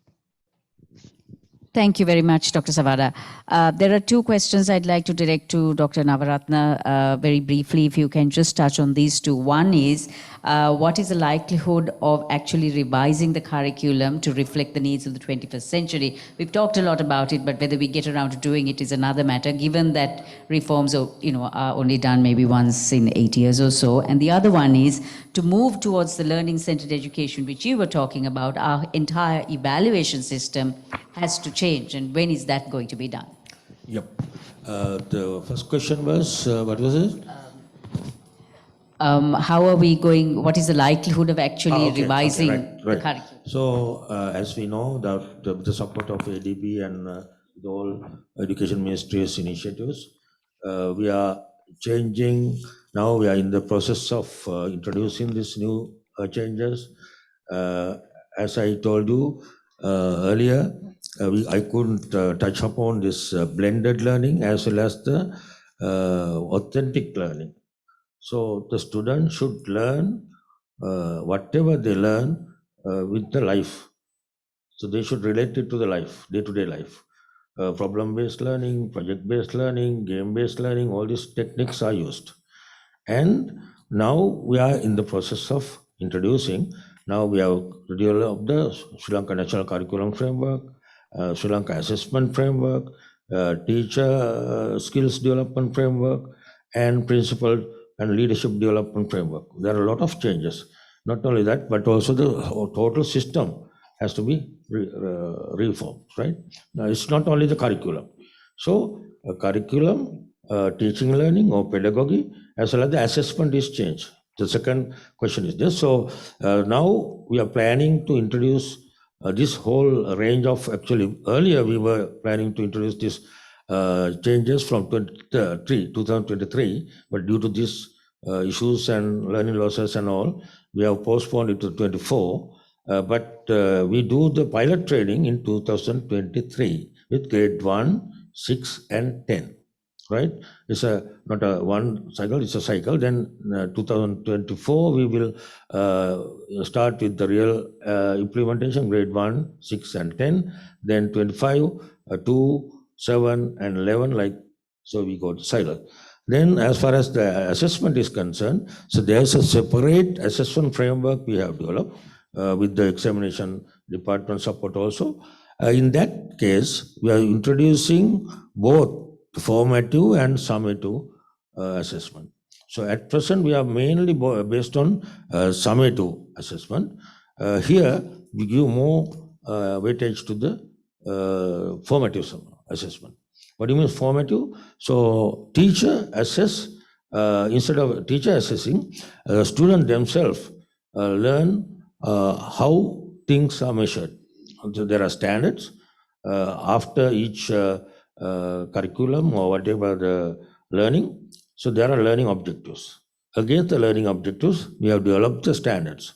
So a teacher will assess or help the student to do self-assessment, peer assessment, and as well as the teacher-centered assessment continuously. It's called continuous assessment, quality-based assessment. So every lesson, after the lesson, so students will be evaluated and given opportunity to improve. No child left behind, and every child should be the succeed. So 70% up to grades 1 to 9, 70% weightage is given to the formative assessment. Whether they are coming in time, they do the leadership skills, they do the extracurricular activities, teamwork, do they have problem solving and creative skills? All these things are measured. There are rubrics, introducing rubrics, and based on their activities and outcomes, they will be assessed based on a very transparent and open system. So therefore, this new education reform is purely based on both formative and summative. At present, we have only the summative, just 3 hours exam and measure based on that. So it's a combination of that. Not only that, but also the social work and extracurricular work. All these things are part of the curriculum. Without that, they cannot pass O-level. Without that, they cannot go to the university sometimes, because we allow them to work even in the private sector. We allow them to do social service. We allow them to do extracurricular activities, and we give credits. So even parents and students are highly motivated to do all these things, and well-rounded student making is the target. So I think I give them the. Could I make one comment? I love the idea of the self-evaluation. If that comes in and if that is put into place, I think that's a great place to start, because the ownership is with the person who's learning. And that is something that we do in the workplace all the time, which is something we struggle with right now, because self-evaluation, taking criticism, taking feedback is just not taught. So if that comes into play, and if that's something that's happening immediately, I think that's light. So my final question, Barney, actually is another written one just to you very, very quickly because of time constraints.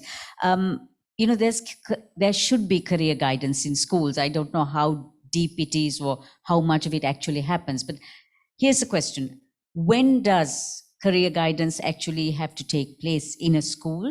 And at what point do we actually guide children into the impending professions and careers that they would be suited to, and also what the world wants and what the country needs at that point?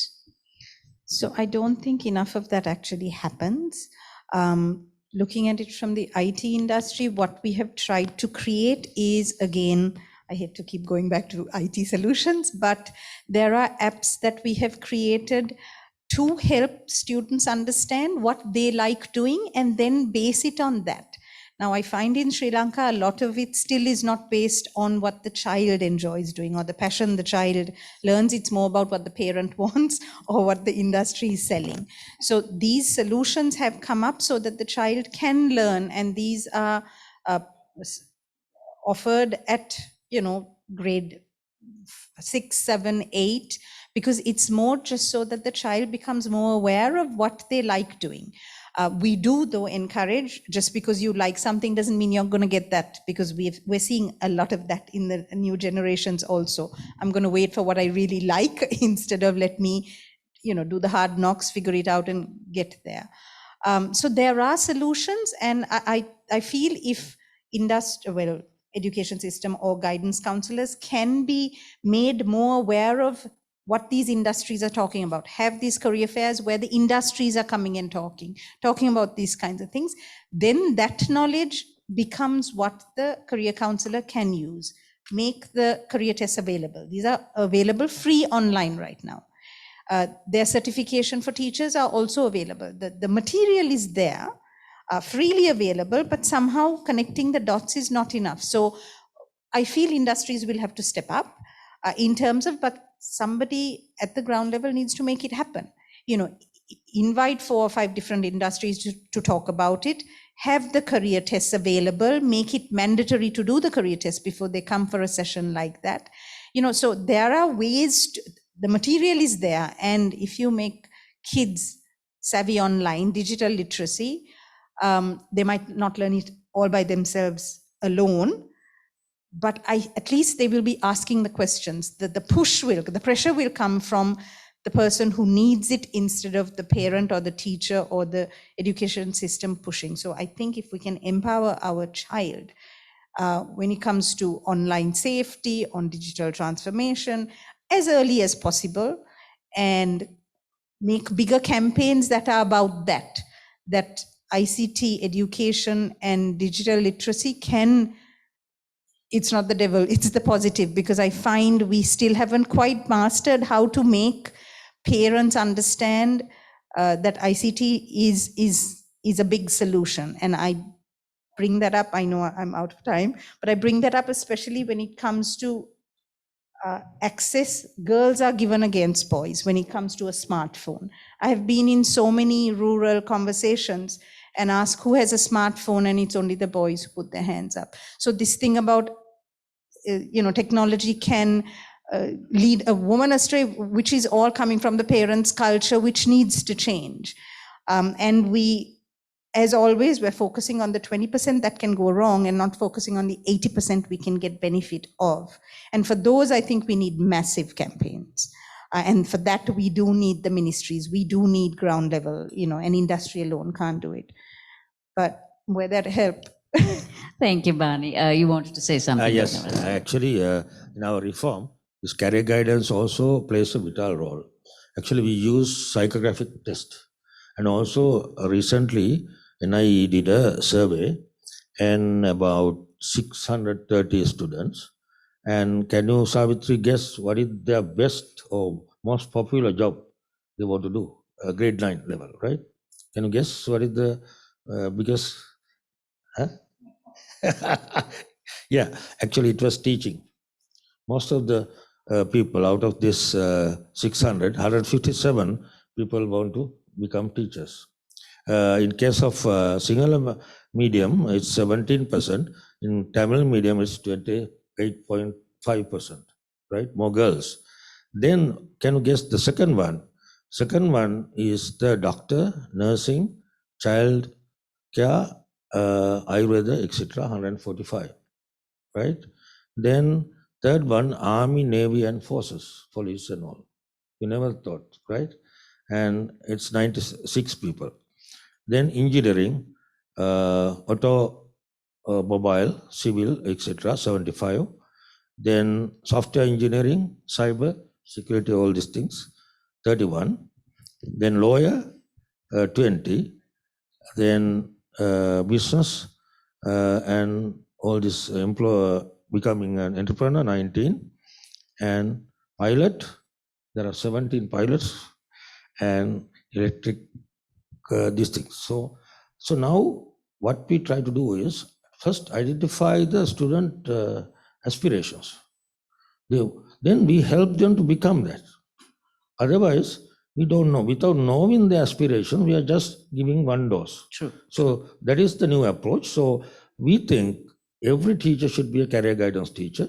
And at the first term, first week, we tell in O-level, if you pass the O-level, what you can do. If you fail the O-level, what you can do. Also guided.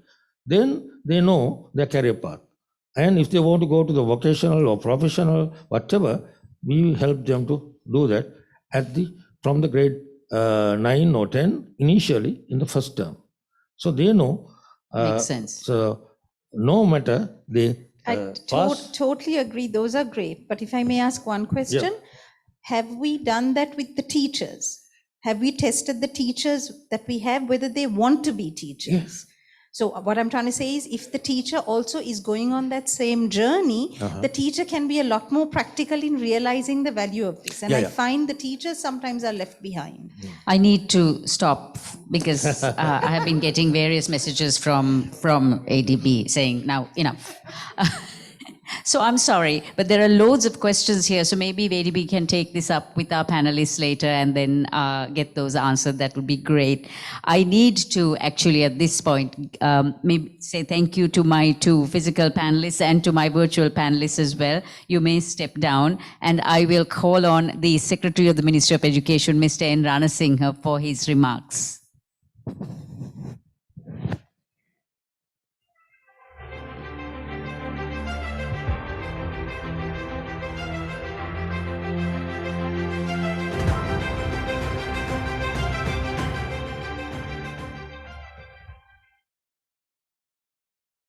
First, I must thank the ADB Mission Colombo for having invited me to take part in this very important event. Professor Karunaratne, Vice Chancellor, University of Colombo, Dr. Navaratna, Director General, National Institute of Education, Sachen, Country Director, ADB Mission Sri Lanka, Director General, Mr. Kumar Siri, National Planning, distinguished participants, scholars, ladies and gentlemen. We are talking about a very crucial topic now, and we in the ministry also is fully geared towards identifying ways and means as to how we can mitigate the learning losses that basically faced by the student community in Sri Lanka. 2 years gone without anything, and that time period is very, very crucial for the student community more than anything else. Now the child who was supposed to enter grade 1 in 2020 January is entering into grade 3 2022. Similarly, other grades also fallen into the same plight.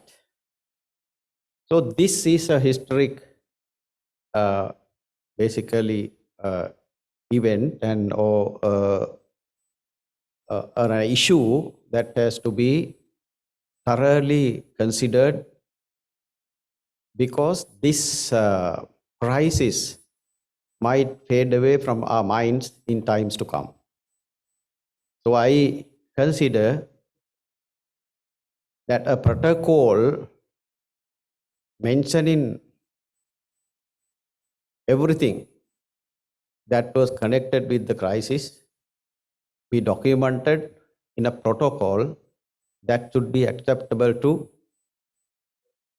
most of the countries who underwent this crisis. That protocol is basically might be important in deciding and redirecting and repurposing the assistance and the agendas of all bilateral and multilateral agencies when it comes to engaging with the development efforts of the countries like Sri Lanka. Our system has undergone a severe crisis during the last 2 years. That was a devastating situation coupled with the economic downturn we are undergoing. But there are certain other countries who are basically faced with only the pandemic. They did not experience that type of an economic collapse, but we did. And when it comes to school system, the students who are supposed to sit for the O-level exam and the A-level exam are the most critical and vulnerable group for the time being, we are at the ministry level and the NIE basically having extensive discussions as to how we can mitigate the loss or how we can catch up to a certain level to be for them to be taken before the exam is set. That is very important. We don't have one solution for this within the classroom or within the school system. We need to go beyond the school system and identify a multitude of ways and means that can address this issue. So that is why I personally feel that there is a need to issue a document for each and every student who underwent this crisis for future reference. Because in 10 years or in 5 years to come, we may forget, because all the students, when they leave the school or when they leave the school system, it's not fair to compare each and everyone on a same wavelength, because that group might include the students who are learning during this 2-year period. Therefore, there should be some sort of a recognition, because everything happened beyond their control. So that treatment, I think, is a reasonable treatment if we at macro level or the institutional level can recognize and identify a certain solace for them. Other thing is, how can we catch up? This is a catch-up mission we are talking about. Whether we are going to redefine the content or redesign the delivery system, maybe a couple of measures might be required in addressing the entire issue. The most crucial point in this case, I consider personally, is the assessment and evaluation.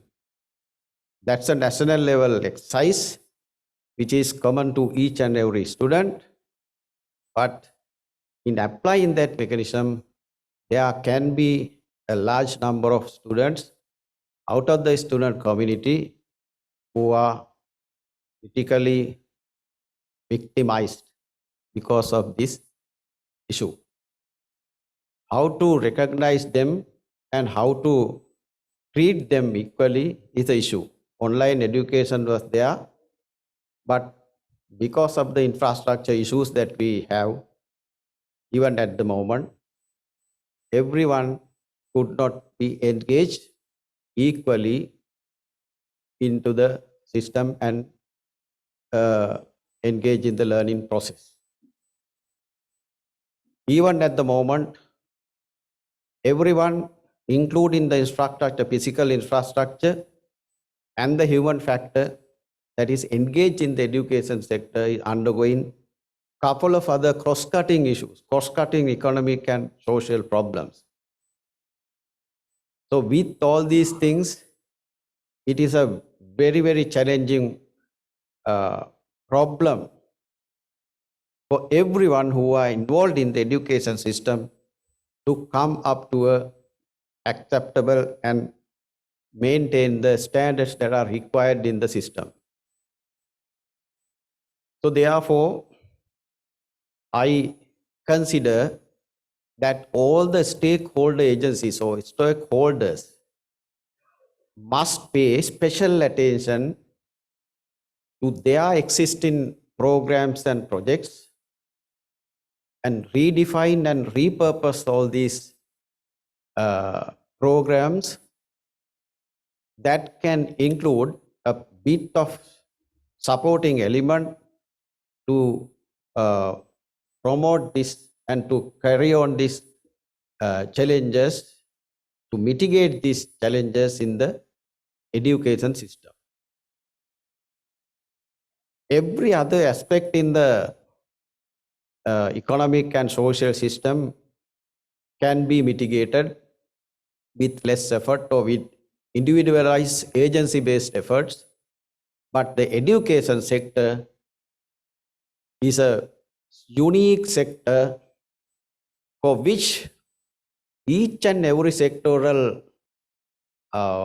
players, groups, agencies must come up with a redefined supporting mechanism. As far as the Sri Lanka is concerned, the problem is more serious, and that is why I seek the multilateral and bilateral agencies' support in the times to come in engaging with the educational system in Sri Lanka in a more and wider support mechanisms.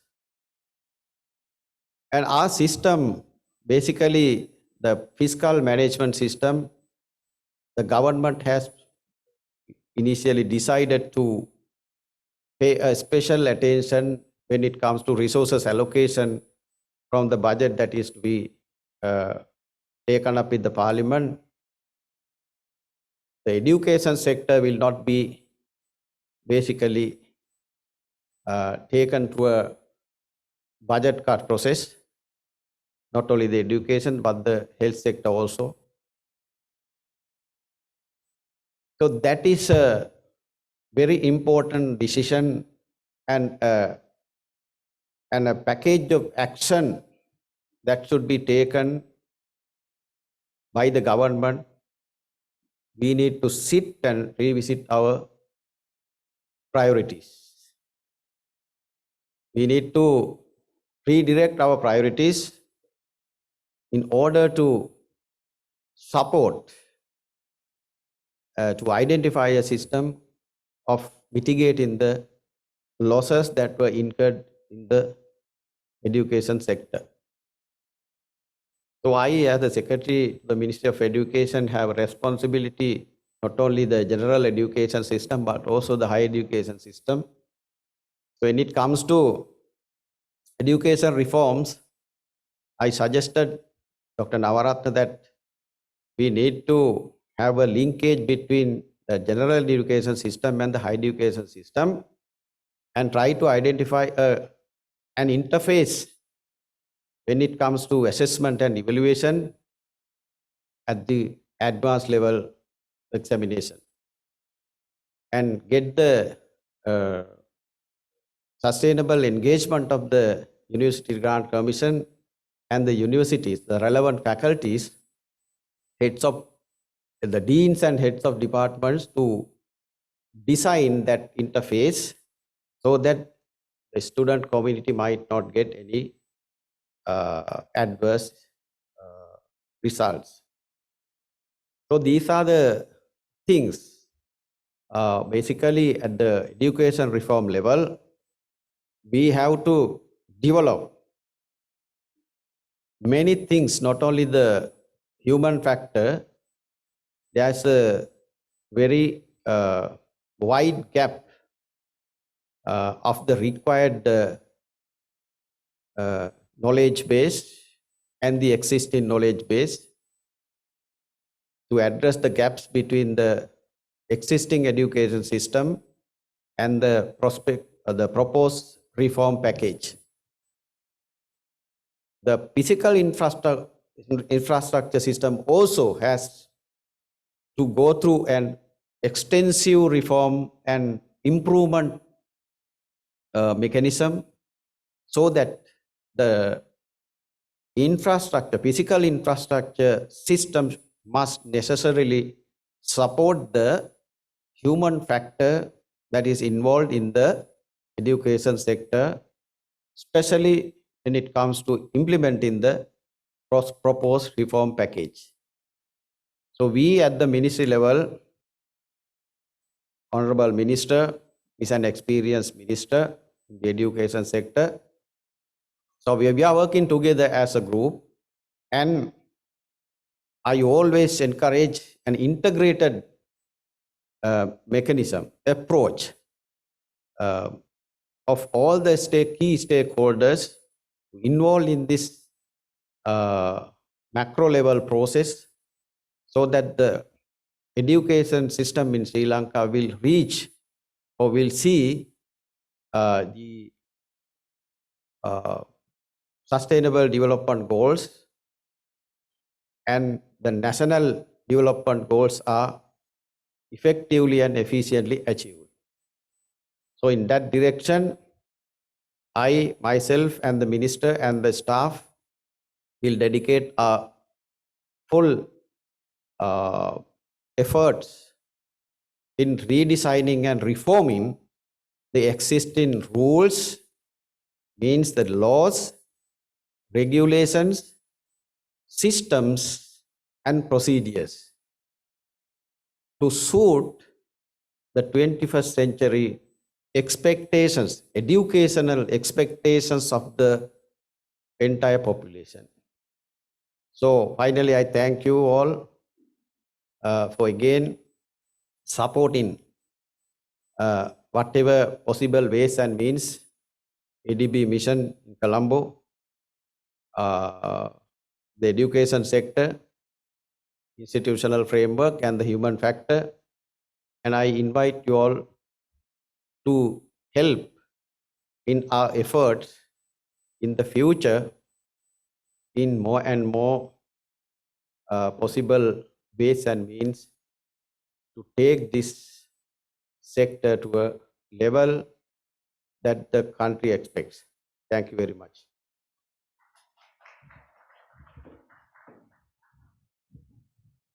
Thank you very much, Mr. Ranasinghe. Our closing remarks, there are two speakers. So first, I'd like to invite Mr. A. Kumarasiri, Director General of the National Planning Department.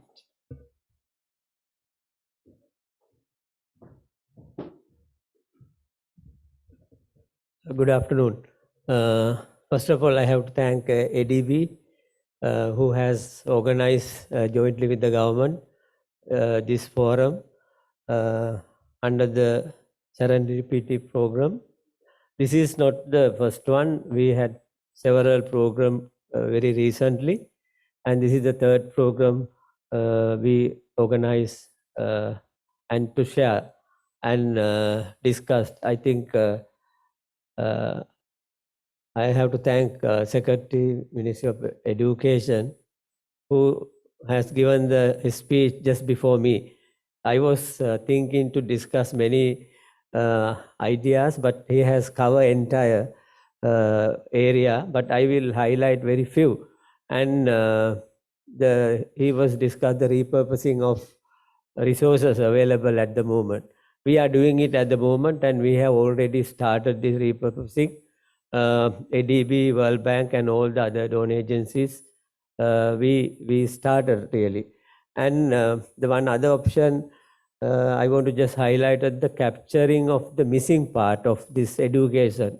Because last 2 years, I think Karunaratne highlighted more than 50% of their education was lost last 2 years. This year, still we are focusing, but those missing part also we have to capture within shorter period of time.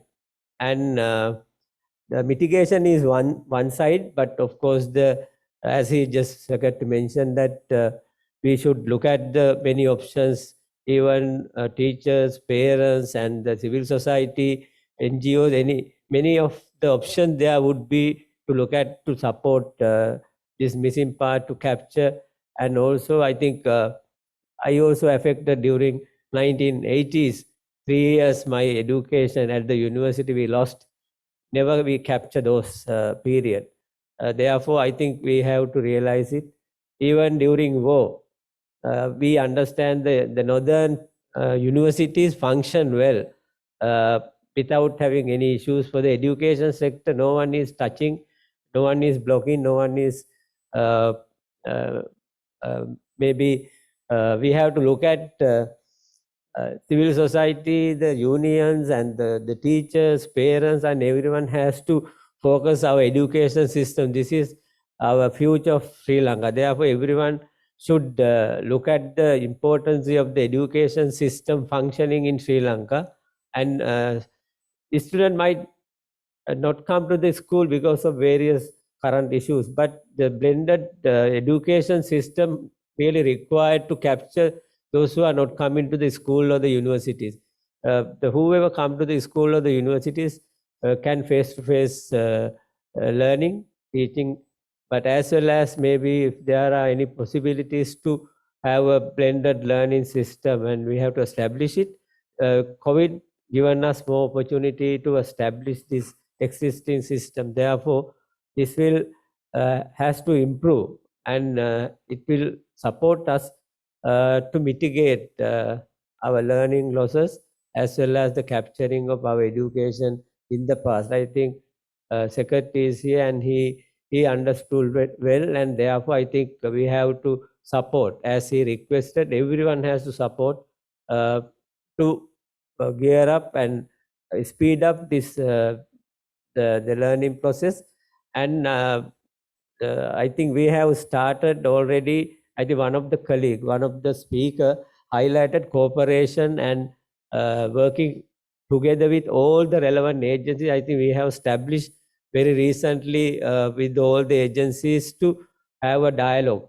Now we understand drop-up rates might be goes up because of this situation. Therefore, we have to look at to mitigate even reducing of the dropout, and that has to have a mechanism. I think Secretary Education highlighted general education and the higher education linkages, but beyond that, that has to be linked with the skill sector development. Those who are not going to the school, we have to at least have a mechanism to capture them under the skill sector development. And the IT might help us to capture and support them.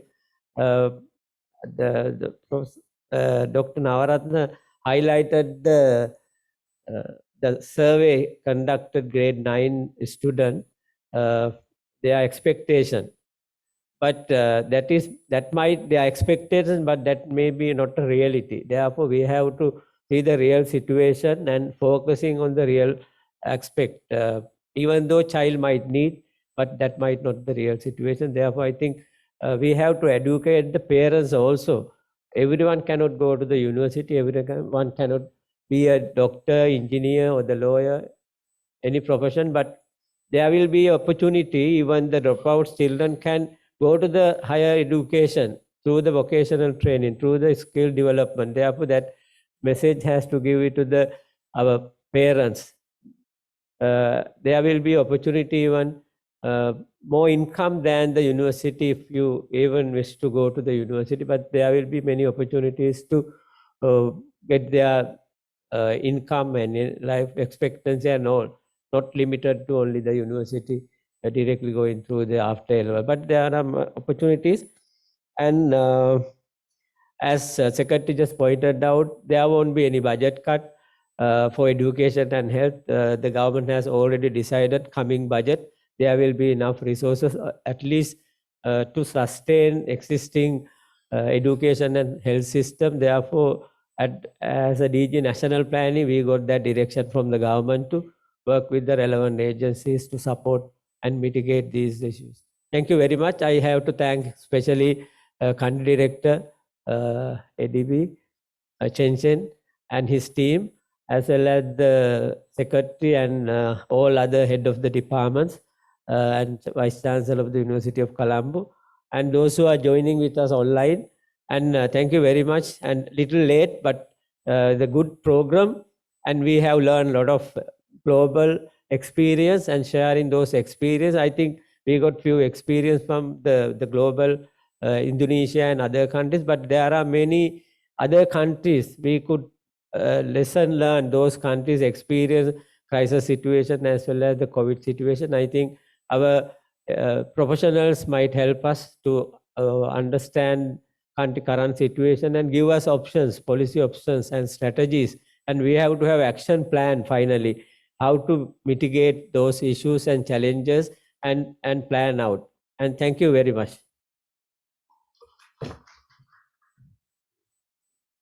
Thank you, Mr. Kumarasiri. And for our next speaker on his closing remarks, Rajesh Pant, Chief of Education Sector Group, ADB. Thank you very much. Can you hear me? My greetings and regards to the distinguished speakers and participants. It is a great pleasure to join this important program to share our thoughts on how to respond to the unprecedented learning and job losses caused by the pandemic. We had excellent presentations and rich discussions. An educated, skilled, and entrepreneurial workforce is a critical factor in achieving all the SDGs. This means preparing self-directed, lifelong learners with attitudes, knowledge, and skills to thrive in a rapidly changing environment. Since almost all the developing member countries of ADB are middle-income countries, education will play a pivotal role for the countries to move up to the upper income and higher income bracket, while ensuring sustainable and inclusive growth. Let me highlight 5 takeaways from today's discussions to turn the crisis into an opportunity. First, the impact of the pandemic has been debilitating. It amplified the pre-existing learning crisis that the share of children not learning simple literacy and numeracy skills increased from over 50% to over 60% globally. There were around 128 million out-of-school children in Asia and the Pacific before the pandemic, or 50% of the world's out-of-school children. Around 74% of them were in South Asia. If the global community is unable to respond urgently and rethink more effective ways of addressing the crisis, there's a risk of turning this into a catastrophe. Second, the pandemic has reconfirmed the 2 binding constraints that inflict the education sector. There is a need for innovative pedagogical practices to cater to the diverse needs of learners that are replicable and scalable, and there is a need to improve the governance and accountability of education and training driven by evidence and data on learning and emerging labor market needs. This will require systems and future thinking approach that combines life cycle and whole of government approaches. Third, the global community, including the ADB, has analyzed and discussed this crisis extensively and converged around 4 interrelated areas. Improving foundational learning for all is fundamental, but being able to apply those skills is equally important. Integrating digital learning with a focus on personalized and evidence-based teaching and learning approaches to take learning and equity to scale through public-private partnership. Substantially enhancing the quality of the education workforce with a particular focus on teachers and leaders, and ensuring that education institutions are learner-friendly and resilient by integrating health like mental health, hygiene, water, sanitation, nutrition, and infrastructure, including digital infrastructure. The role of universities in developing and sustaining capacity has become central. Fourth, hybrid learning at all levels of education is here to stay and needs to be optimized to promote higher order learning and reduce the digital divide. This will also contribute to digital transformation as well as learning anywhere, anytime, and lifelong learning. One lesson from the pandemic is that learners and their guardians also need support at home to ensure learning continuity and reducing learning gaps. Finally, the current level of financing is inadequate at a time when around 2/3 of the countries have had to cut down their education budget.